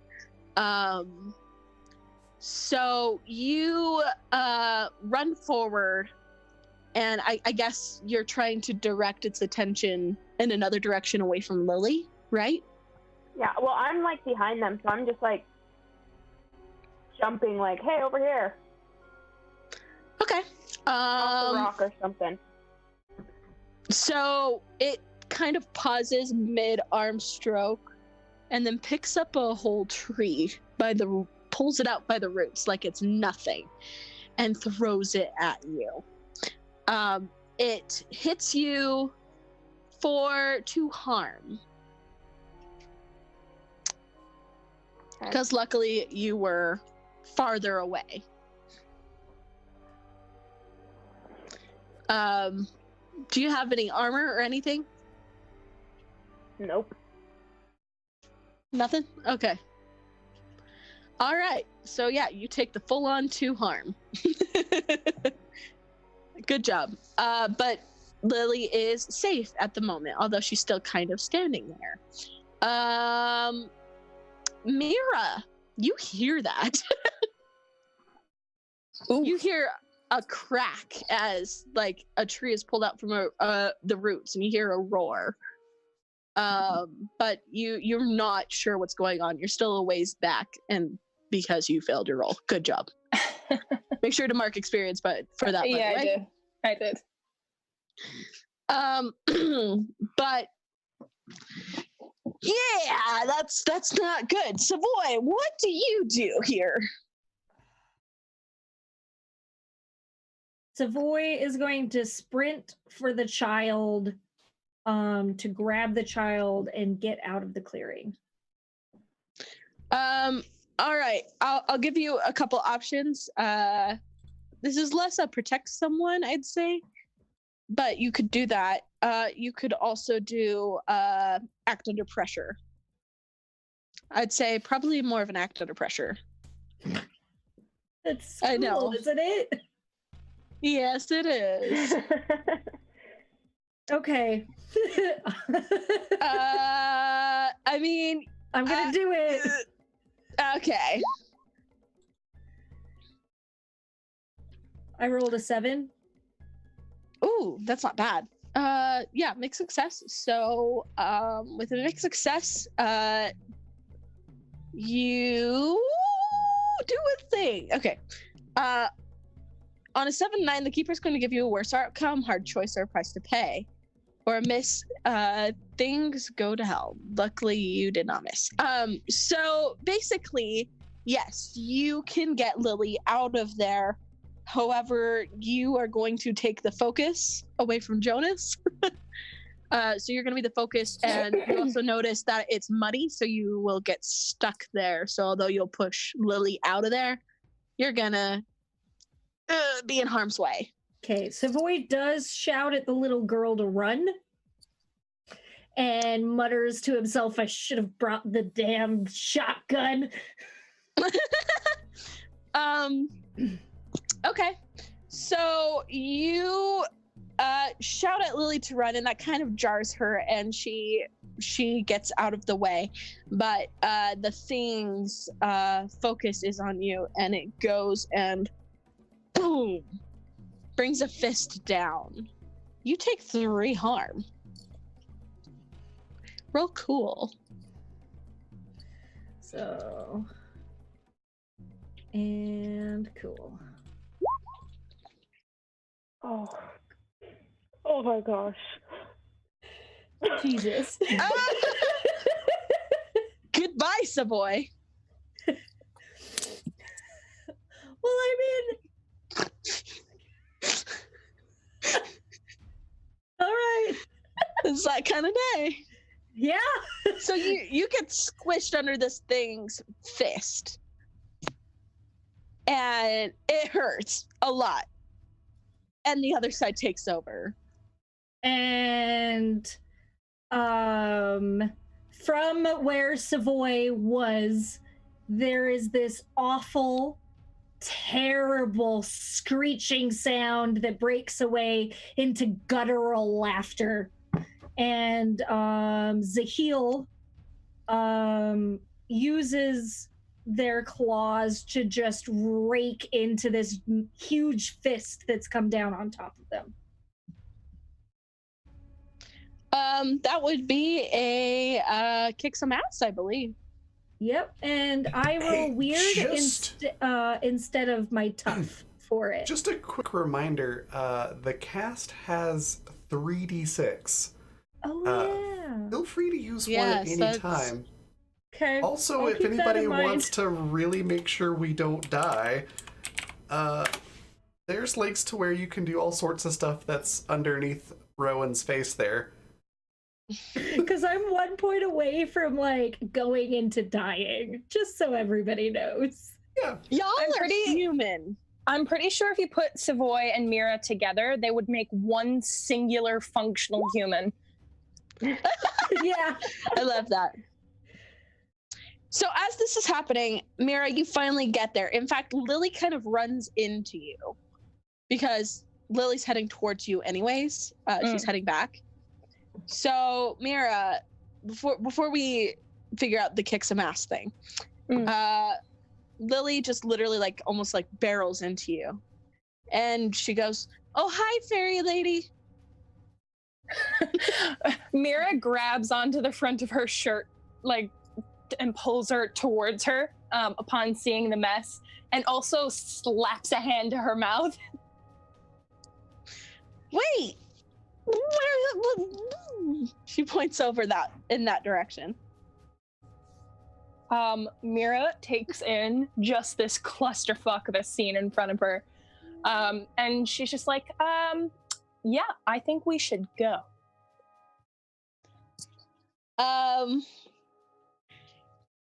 Okay. At that point, Savoy, let's figure out your whole thing.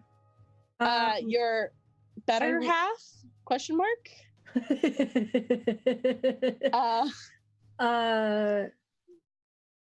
Zahil rakes at the hand that's come down on her, and I get to roll with weird because of one of my moves, and I rolled an 8. Okay. On a success, i.e. total or more, you inflict harm on and suffer harm from whenever you're fighting. The amount of harm is based on the established dangers in the game. Means you inflict harm rating on your weapon, blah, blah, blah, blah. Do you know how much harm your claws do? No. Let me see if there's anything on that. So I would want to say probably like 2 harm. My natural attacks deal +1 harm. +1 harm. Okay. Yeah. So you get to okay. You basically just do harm and then they will do harm to you. However, this guy is slow.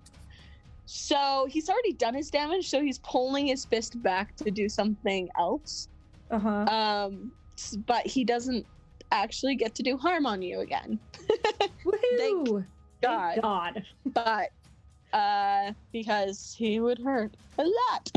Yeah, I could take it, but I couldn't take anything after that.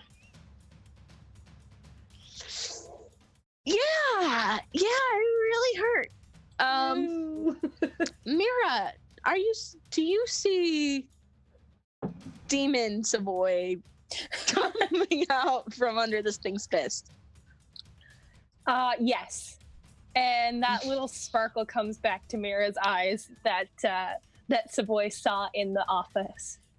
I mean, She's very Savoy's not intrigued. looking right now, so No, but No. But that same kind of twinkle it shows up in Mira's eyes, and she perks up a little bit. But you're definitely heading out of there with Lily. You're Yeah, yeeting so out of there.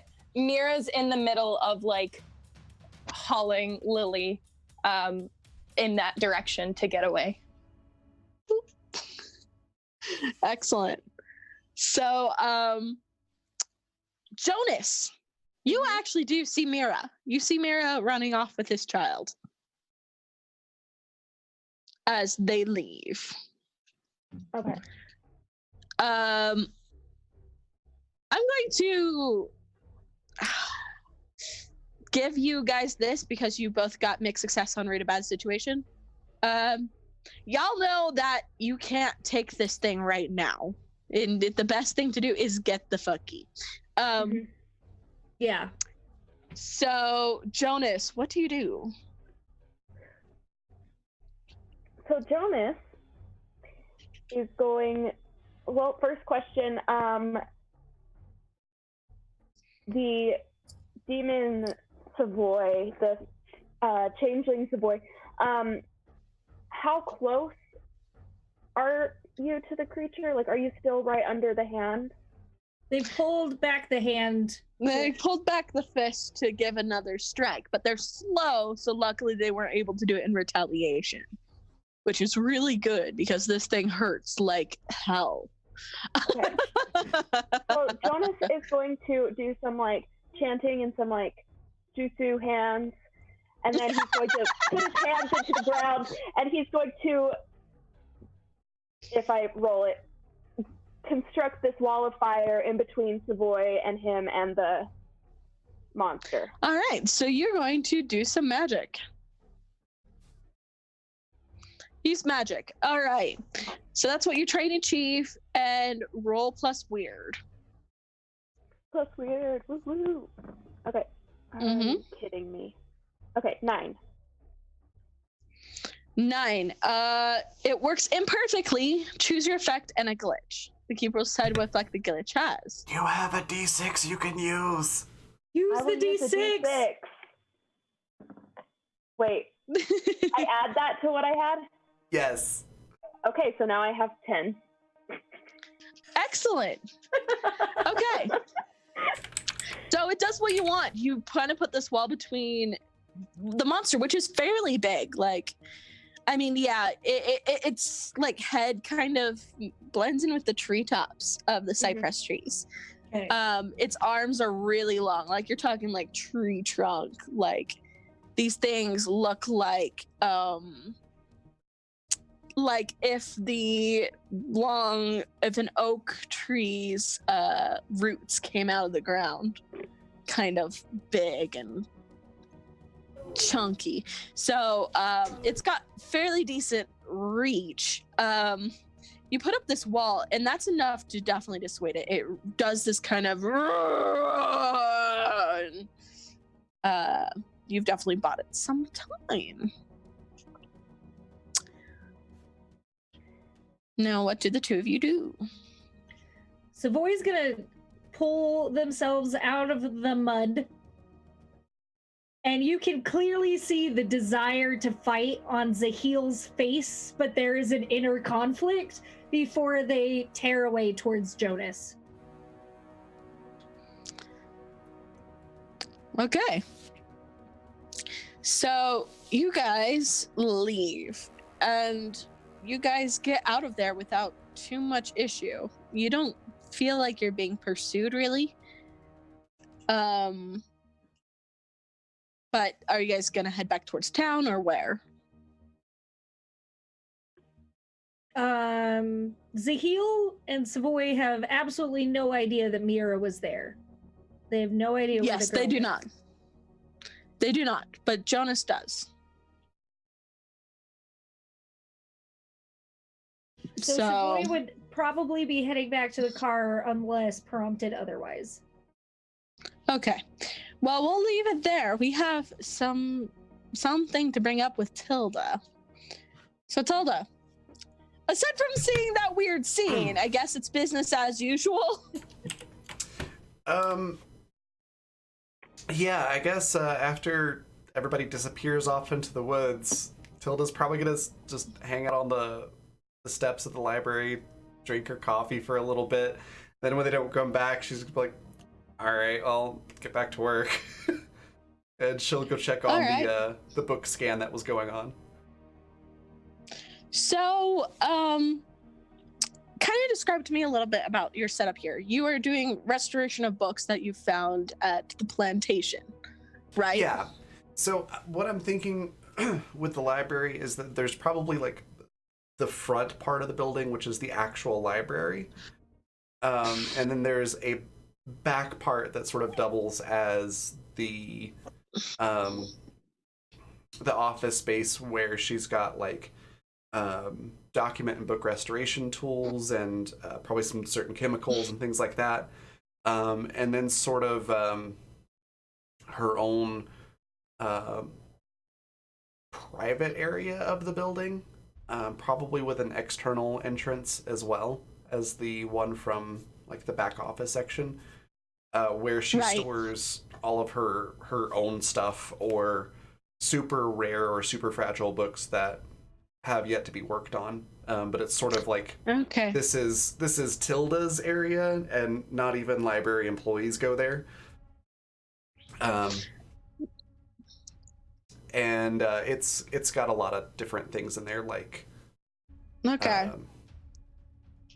probably some occult relics and artifacts and things like that from her research. She doesn't actually believe that any of that stuff is real, but her previous job was curating a library on the occult influence in that region of the country. So she probably knows a lot about it and has a lot of like artifacts and things from it. So, okay. So the books that have yet to be worked on, you said that there's like a pile like in your personal effects, or do you have other people who help? No, like Tilda's the only one that goes into this room, and I imagine definitely not just a pile. They would be very carefully stacked on shelves or put into like dehumidifier boxes, like the boxes that people put really fancy cigars in, right, to maintain a certain level of humidity so that the books don't get damaged. And she's probably got like a pretty significant first aid station set up because part of her work does entail going into the swamp and back. Right. So these books, are they like out on display, or can you like see them in the boxes, or? Yeah, I mean, everything's in such a position where she can easily spot them, see that how they're categorized or labeled, and get whatever she needs. Okay. So, with this kind of description and this layout, so you head in to go check on your work to see how things are going, from the stuff that you left last night. But I think, like, does the thing that Lily say bother you at all, or about the master's book or master's spell book? No, not at all. She's just like, that was a weird little kid. And she's just assuming that the little kid wants a book that somebody wrote that wasn't actually published, and she didn't know the actual name. Just assuming basically that Lily is a odd, stupid little kid that was being obnoxious. And wondering, like, who the hell their parents are that let them run out like that. But she's probably not even thinking about Lily at by this point. Like, it's already out of her mind. So, as you enter your sanctum, so to speak, you get a strange feeling like something is wrong. And you look through like the stuff that you've been working on, and in one of these like boxes that you've described, there is a book that you could have sworn was not in that box yesterday. I imagine you have been kind of taking careful track of things, and granted, the book that you worked on yesterday was kind of like it didn't have a cover or necessarily like a readable, legible cover. What's that? Because there's loud music playing over both of us talking. Thank you, Georgie, for that raid. Much appreciated. Welcome in. All right, now I can hear you again, Rowan. Thank you guys so much for that raid. Thank you very much. Although, how dare you ruin my sound effects that I've created here. Anyways, so yeah, you notice that something is wrong, and like there was definitely like a leather bound book or fabric bound book in the box yesterday, but now it seems to be a book that's in relatively pristine condition with a gilded symbol on the front of it. You look, and the symbol looks like, here, I'm gonna bring up some art. It looks like the one that is the cover art for the Tickfaw files. This kind of triangular sort of symbol. Can you Um there we go. yeah, sorry. I was managing a couple things at once there. No worries. Okay, so that symbol. Yes, that symbol is on the front of the book, and the book itself is like a purple, like a plum purple with like red straps, and it's very pretty, and it's got like gilded edges, and yeah, you definitely don't recognize it. It has like gemstones inlaid in this book. It's beautiful and strange, and you feel uneasy. Okay. I think Tilda is gonna walk over to it and take a look and just kind of shake her head. This is definitely not from the plantation collection. It could.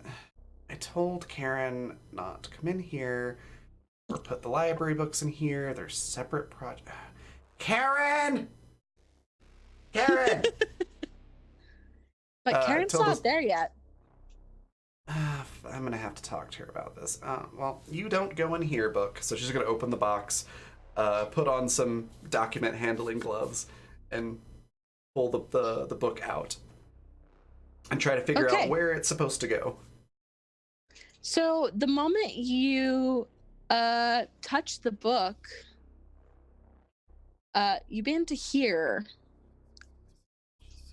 some whispering. And then is this that ASMR shit? I don't like that. Where's the speaker? She's just like looking for the speaker on the book, trying to figure out why she's hearing noises in her sanctuary. So do you like open the book? Yeah. Satisfied that there's no speakers on the outside, she'll open the book. All right. You open the book. You don't know, like you flip through and all the pages are blank. It's the strangest thing. I know what this is. Okay. I'm gonna need my heat gun. Okay, you sit here, Buck. She's gonna set it down on a table, and she's gonna go rummage through her stuff for a it's like a hardware store heat gun, except this has lots of variable temperatures so that you don't, set books on fire. Yes, right.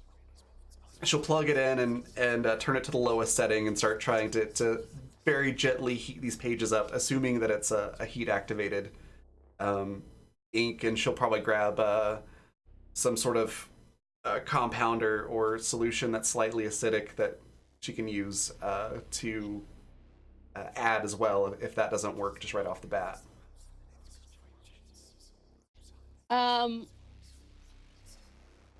So as you start trying to put this acid stuff right on the paper,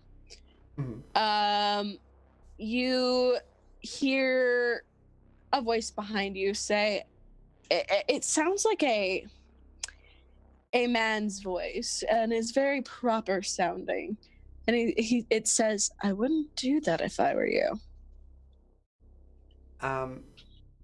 Before she turns around, so it's like she's very carefully holding the page with the thing, not even gonna turn around and go, this is not a public access area, you need to leave. No one's there. Okay, that was weird. Well, whatever you are, boys, I'm the one with the doctorate in library museum sciences. I think I know what I'm doing. It's just gonna keep applying the solution and the heat, trying to get the words to pop up off the book. Yeah, there was nothing. Nothing happens. No, there's nothing written there. Huh, that usually works. Maybe they're actually blank. That's weird. Well, I'm pretty sure somebody's playing a prank on me, so, I guess I'll just set this aside. Before she does, though, is there anything that Tilda might notice by the construction of the book, the type of paper, that might indicate that this is actually from a specific period or location versus an elaborate prank? So go ahead and investigate a mystery, friend. Awesome. Can I get the bonus from being in my sanctuary that has the lore library? Yes, you can.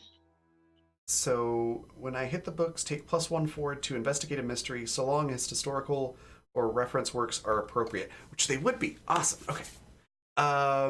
So what do I roll to do that? Sharp? Would it be? Yes, I do believe so. Okay. Oops. Let me. Away that, and then it's got a little pop-up. That's right. So it's +1. Awesome. So an 11. So, all right.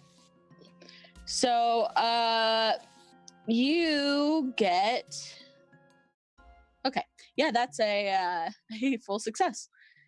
So this full success. Let's see, investigating a mystery.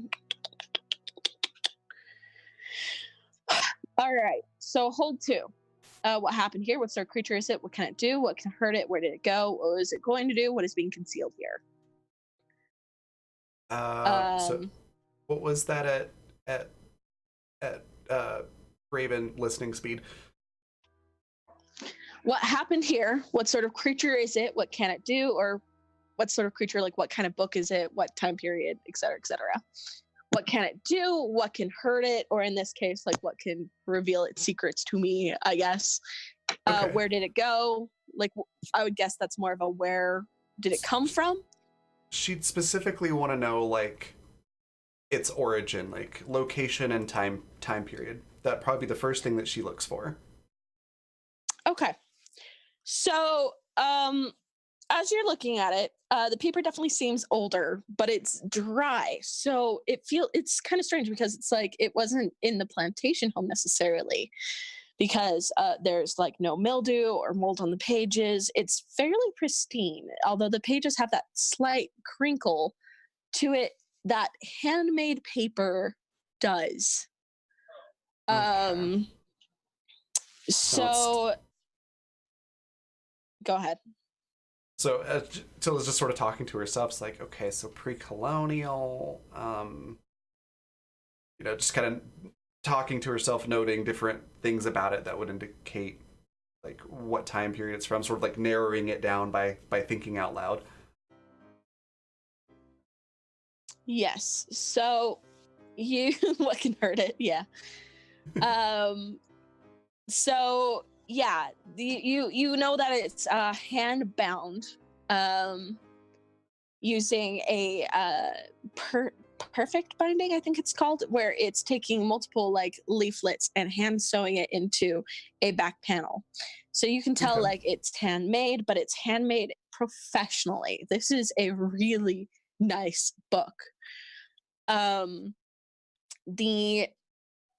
The leather on the front cover, like you realize that it's more of a silk, not a leather, that has been hardened, and that the ribbons are silk, and that the gilding is real gold. Okay. So clearly this is something expensive. Like you're talking about, like if you were going to buy something like this today, like custom made, like easily a $500 book. Okay, so seeming less likely that it's a prank, do I know, like, what region of the world and what year it's most likely from? Or at least what century it's century/decade? You're able to pinpoint that it is definitely you want to say BC, the way that the books were done, or medieval perhaps. Okay. But what's strange about it is that it seems pristine. It seems new, although it does have similar binding techniques to the old books of that era. Okay. So is it like biblical times or medieval times? Because that is That is a huge range. Huge difference. I would say medieval. Okay.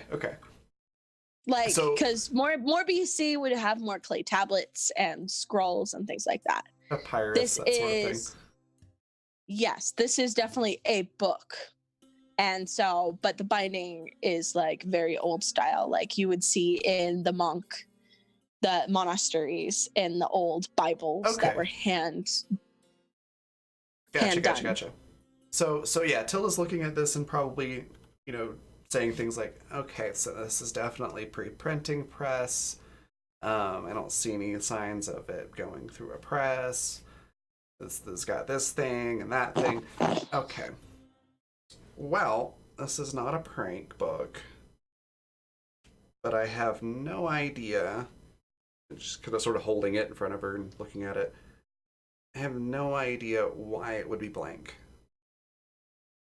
Unless maybe it was a book that was made but never got finished. Why would this be an hour project? So she's sort of thinking out loud and continues to do that for a little while until she can either figure out an answer or something distracts her.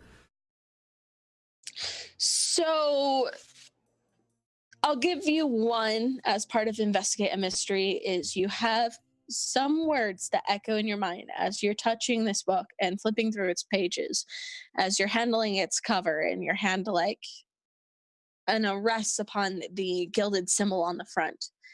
Okay. And it says, I'm looking for my master's spell book. It was stolen. The little girl's voice echoes in your mind.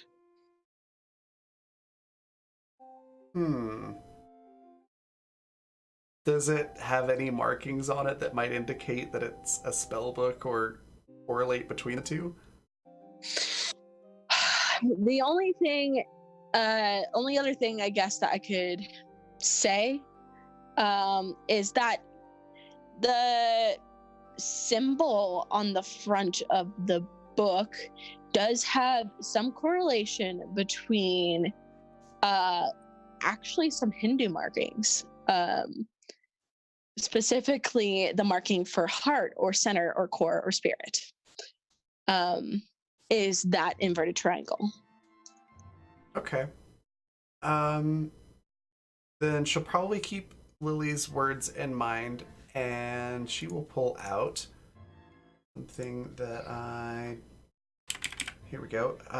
Her laptop.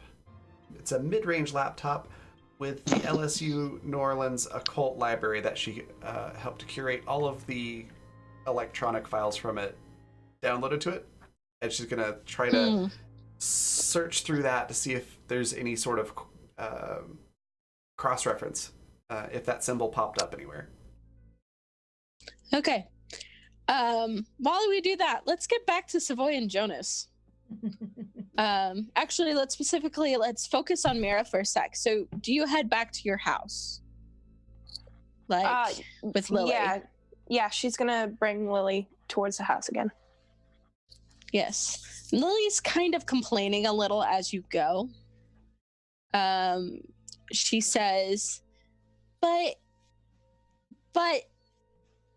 I needed to do something. Yes, human child. Well, you can tell me what it is and we can figure it out together, but we're not going back there. But the ogre. Yes, very dangerous and not a place for a tiny human child. She pouts like, but it was nice a second ago. Well, clearly not anymore. And she gives Lily like a little flick under the chin, just like like a little tap, just like a little gentle tap. Like a mom would do to a child. No more pouting. Let's go. Okay. And she goes with you back home. Luckily, she's in pretty good shape considering she was running around barefoot in the woods.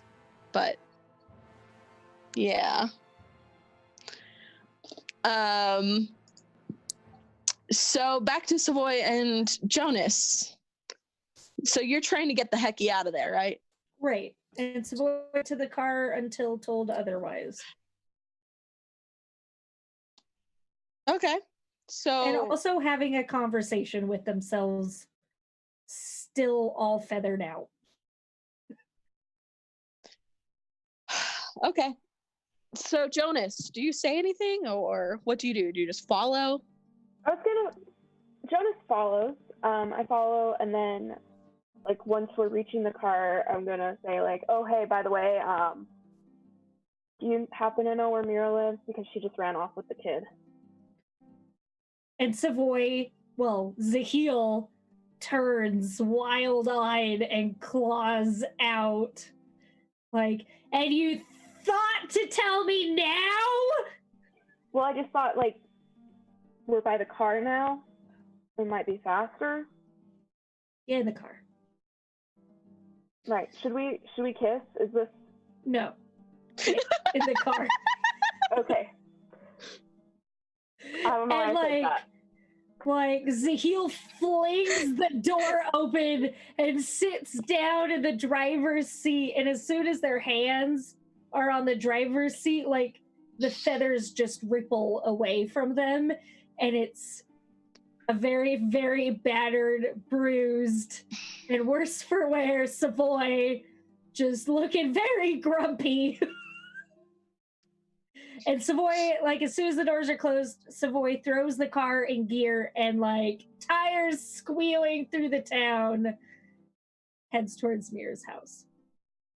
Fabulous. And that's probably where we're going to leave it for tonight. Great timing considering Raven just went to the bathroom. But, yes. The mystery thickens. Yes, excellent. So, since Raven's not here, I will actually disperse with the pleasantries. But basically, I'll go around and ask you like what your favorite part was, where can we find you, and then when Raven comes back, we can take over from there.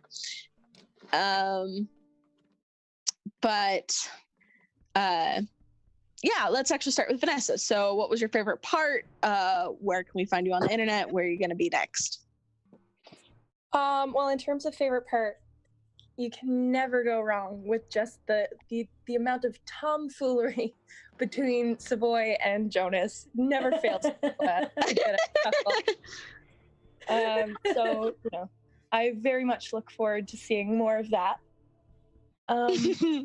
Yeah, but I mean, I also kind of look forward to getting you guys really buddy with Mira too, because I mean, you just know her as grumpy human Mira, but now we're getting to the fun stuff, so that's good. Excellent. Yeah, but in terms of where I am, mostly my art Twitter, so Peppero Draws, like Peppero, like the candy. And in terms of projects, you can catch me. You know, nobody in America, I think, knows what a pepero is. I don't know what a pepero is. Really? Okay, so you know what Pocky is? Yeah. Yes. Okay, well, pepero is the Korean version of Pocky. So it's a biscuit covered in chocolate or yogurt or candies or whatever it is. Okay. Yeah. Cool. Just as tasty. That sounds Fabulous. delightful. It really is. That's fabulous. So pepero draws. Thank you. And where can we find you next? You can catch me here next week because I plan on being here again. Yes, thank you. I guess, unless Raven, you want to take over, we can hop down to Yasmin. Yeah, yeah, exactly. Just Yasmin, what was your favorite part? And yeah, where can we find you next online? Or if there's any projects you're working on that you want to share, feel free to throw links in chat. I don't have any projects going on that I could talk about. You can find my Twitter at Yasmin Tatiana Art or Y Tatiana Art. And that's where I share a bunch of my art. And then my favorite part is most certainly Tilda and her good morning coffee cup.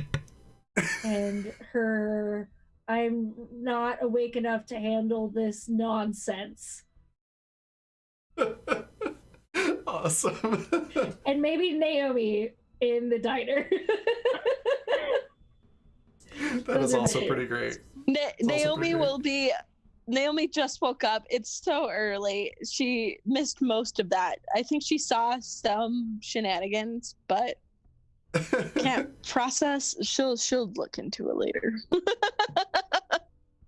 And then passing down to Riley, what was your favorite part and where can we find you next? Oh boy. So I really loved how Mira referred to Lily as human child. That was so cute. And then also the changeling coming out of Savoy, like, and just draping themselves over the table in front of Jonas. And sorry, I have to do another one. And then like the description, as Yasmin was saying, of Naomi in the diner, like with no sound coming through the glass, but just like seeing these people jumping around and like and crazy, like that was awesome. She was having a bad day. She just got reprimanded by her superior, got written up for bullshit. Anyways, and so, you know, she had a rough night, and here she is in the diner sitting there with her coffee and, you know, eggs, and just like all right, here's what I'm gonna be doing today. Like, just got a planner out on the table, and she looks over and there's just like nonsense happening outside with stoic Savoy, who totally blew her the fuck off yesterday, and Jonas is in the car with her, and, and she's just jumping around outside of the woods, and then just heads in with her suit, just like boosh, and she's just like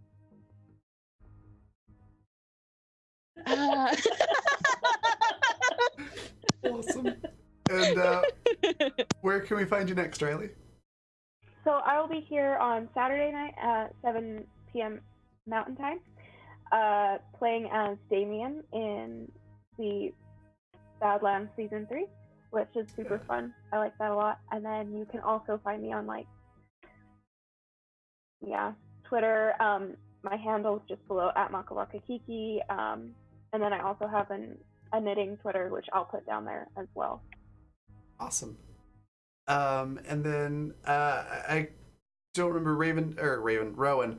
I'm looking at the raven on your shoulder. Rowan, did you already say your favorite part? I did not. I went to Vanessa instead. I think my favorite part was, oh my gosh, definitely just Savoy going from cool and stoic to train wreck like 10 seconds fast there. Basically, like, oh, like there's some mystery going on, and then nope, there's no more mystery. It's all blown out of the water now. Just from It wasn't gonna be that bad, but I rolled so poorly. You rolled so bad, and it was amazing. Just for like being super sensual all over the table, and It was pretty great. that was beautiful, beautiful imagery, beautiful description, just beautiful role playing, just amazing. So, for me, you can find me. Let me. You can find me at all my stuff and social media and stuff at ronorthillustrations.org, which I'll put a link in the chat. And you'll next find me on Saturday for Badlands. So Also tomorrow night with R&R. Oh yeah, that's a thing. Raging at video games. Well, yeah. Let's see. Last time we did Monster Hunter, we may take a break and do Okami, or maybe do probably Okami. We'll see what we feel like playing tomorrow. Yeah, but we'll do games. Yeah. Video games. My favorite part. So the favorite part with my character specifically is definitely the little girl running off into the woods and Tilda just going, okay, that's not my problem anymore. Great. And with other characters, I think it's probably gotta be because I still had my headphones on. I didn't get to see facial reactions, but I just heard Jonas going, so like, do we kiss now? And that was just fantastic. I'm not gonna lie, Jonas probably has more luck with Zahil than with Savoy. Probably. But that was just made me laugh. It was great. But the whole thing's been fun. I'm looking forward to next week, and hopefully Tilda will have something really big that she can't just explain away or ignore pop up. So she starts understanding what's really going on. She's still very much in like, yeah, whatever, cynic mode. What do you think this book is? It's it's obviously from the Middle Ages. You know, it's obviously an unfinished book that nobody wrote in, and there's some weird things going on with the speakers in the building. That's obviously what it is. Uh-huh. It was just misplaced from a different part of the library. Tilda's a cynic. Oh boy. Anyways, so it'll be really interesting to see how she gets roped into everything. And how she reacts when she realizes, oh, that wasn't a problem with the speakers. Yeah, where you can find me next is tomorrow at 7 p.m. Mountain Time, 9 p.m. Eastern for R&R, where Rowan and I are going to just hang out, play some video games, and talk about random stuff. It's a lot of fun. Feel free to come hang out. After that, it'll be Saturday for Legends of the Badlands, along with Rowan and Riley, which is also at the same time, 7 p.m. Mountain Time, 9 p.m. Eastern. But thank you all for hanging out, for watching. Thanks to everybody who turned in guild coins to have some fun stuff happen in the game. And we're going to go on a quick raid here. We're going to go raid somebody I played a tabletop with over on Scratch Channel not terribly long ago. Her name's Stella Luna on Twitch. Really cool person. Go give him a follow and hang out. So we are going to head over there. And our raid cry is, okay, not my problem anymore. So until tomorrow, bye.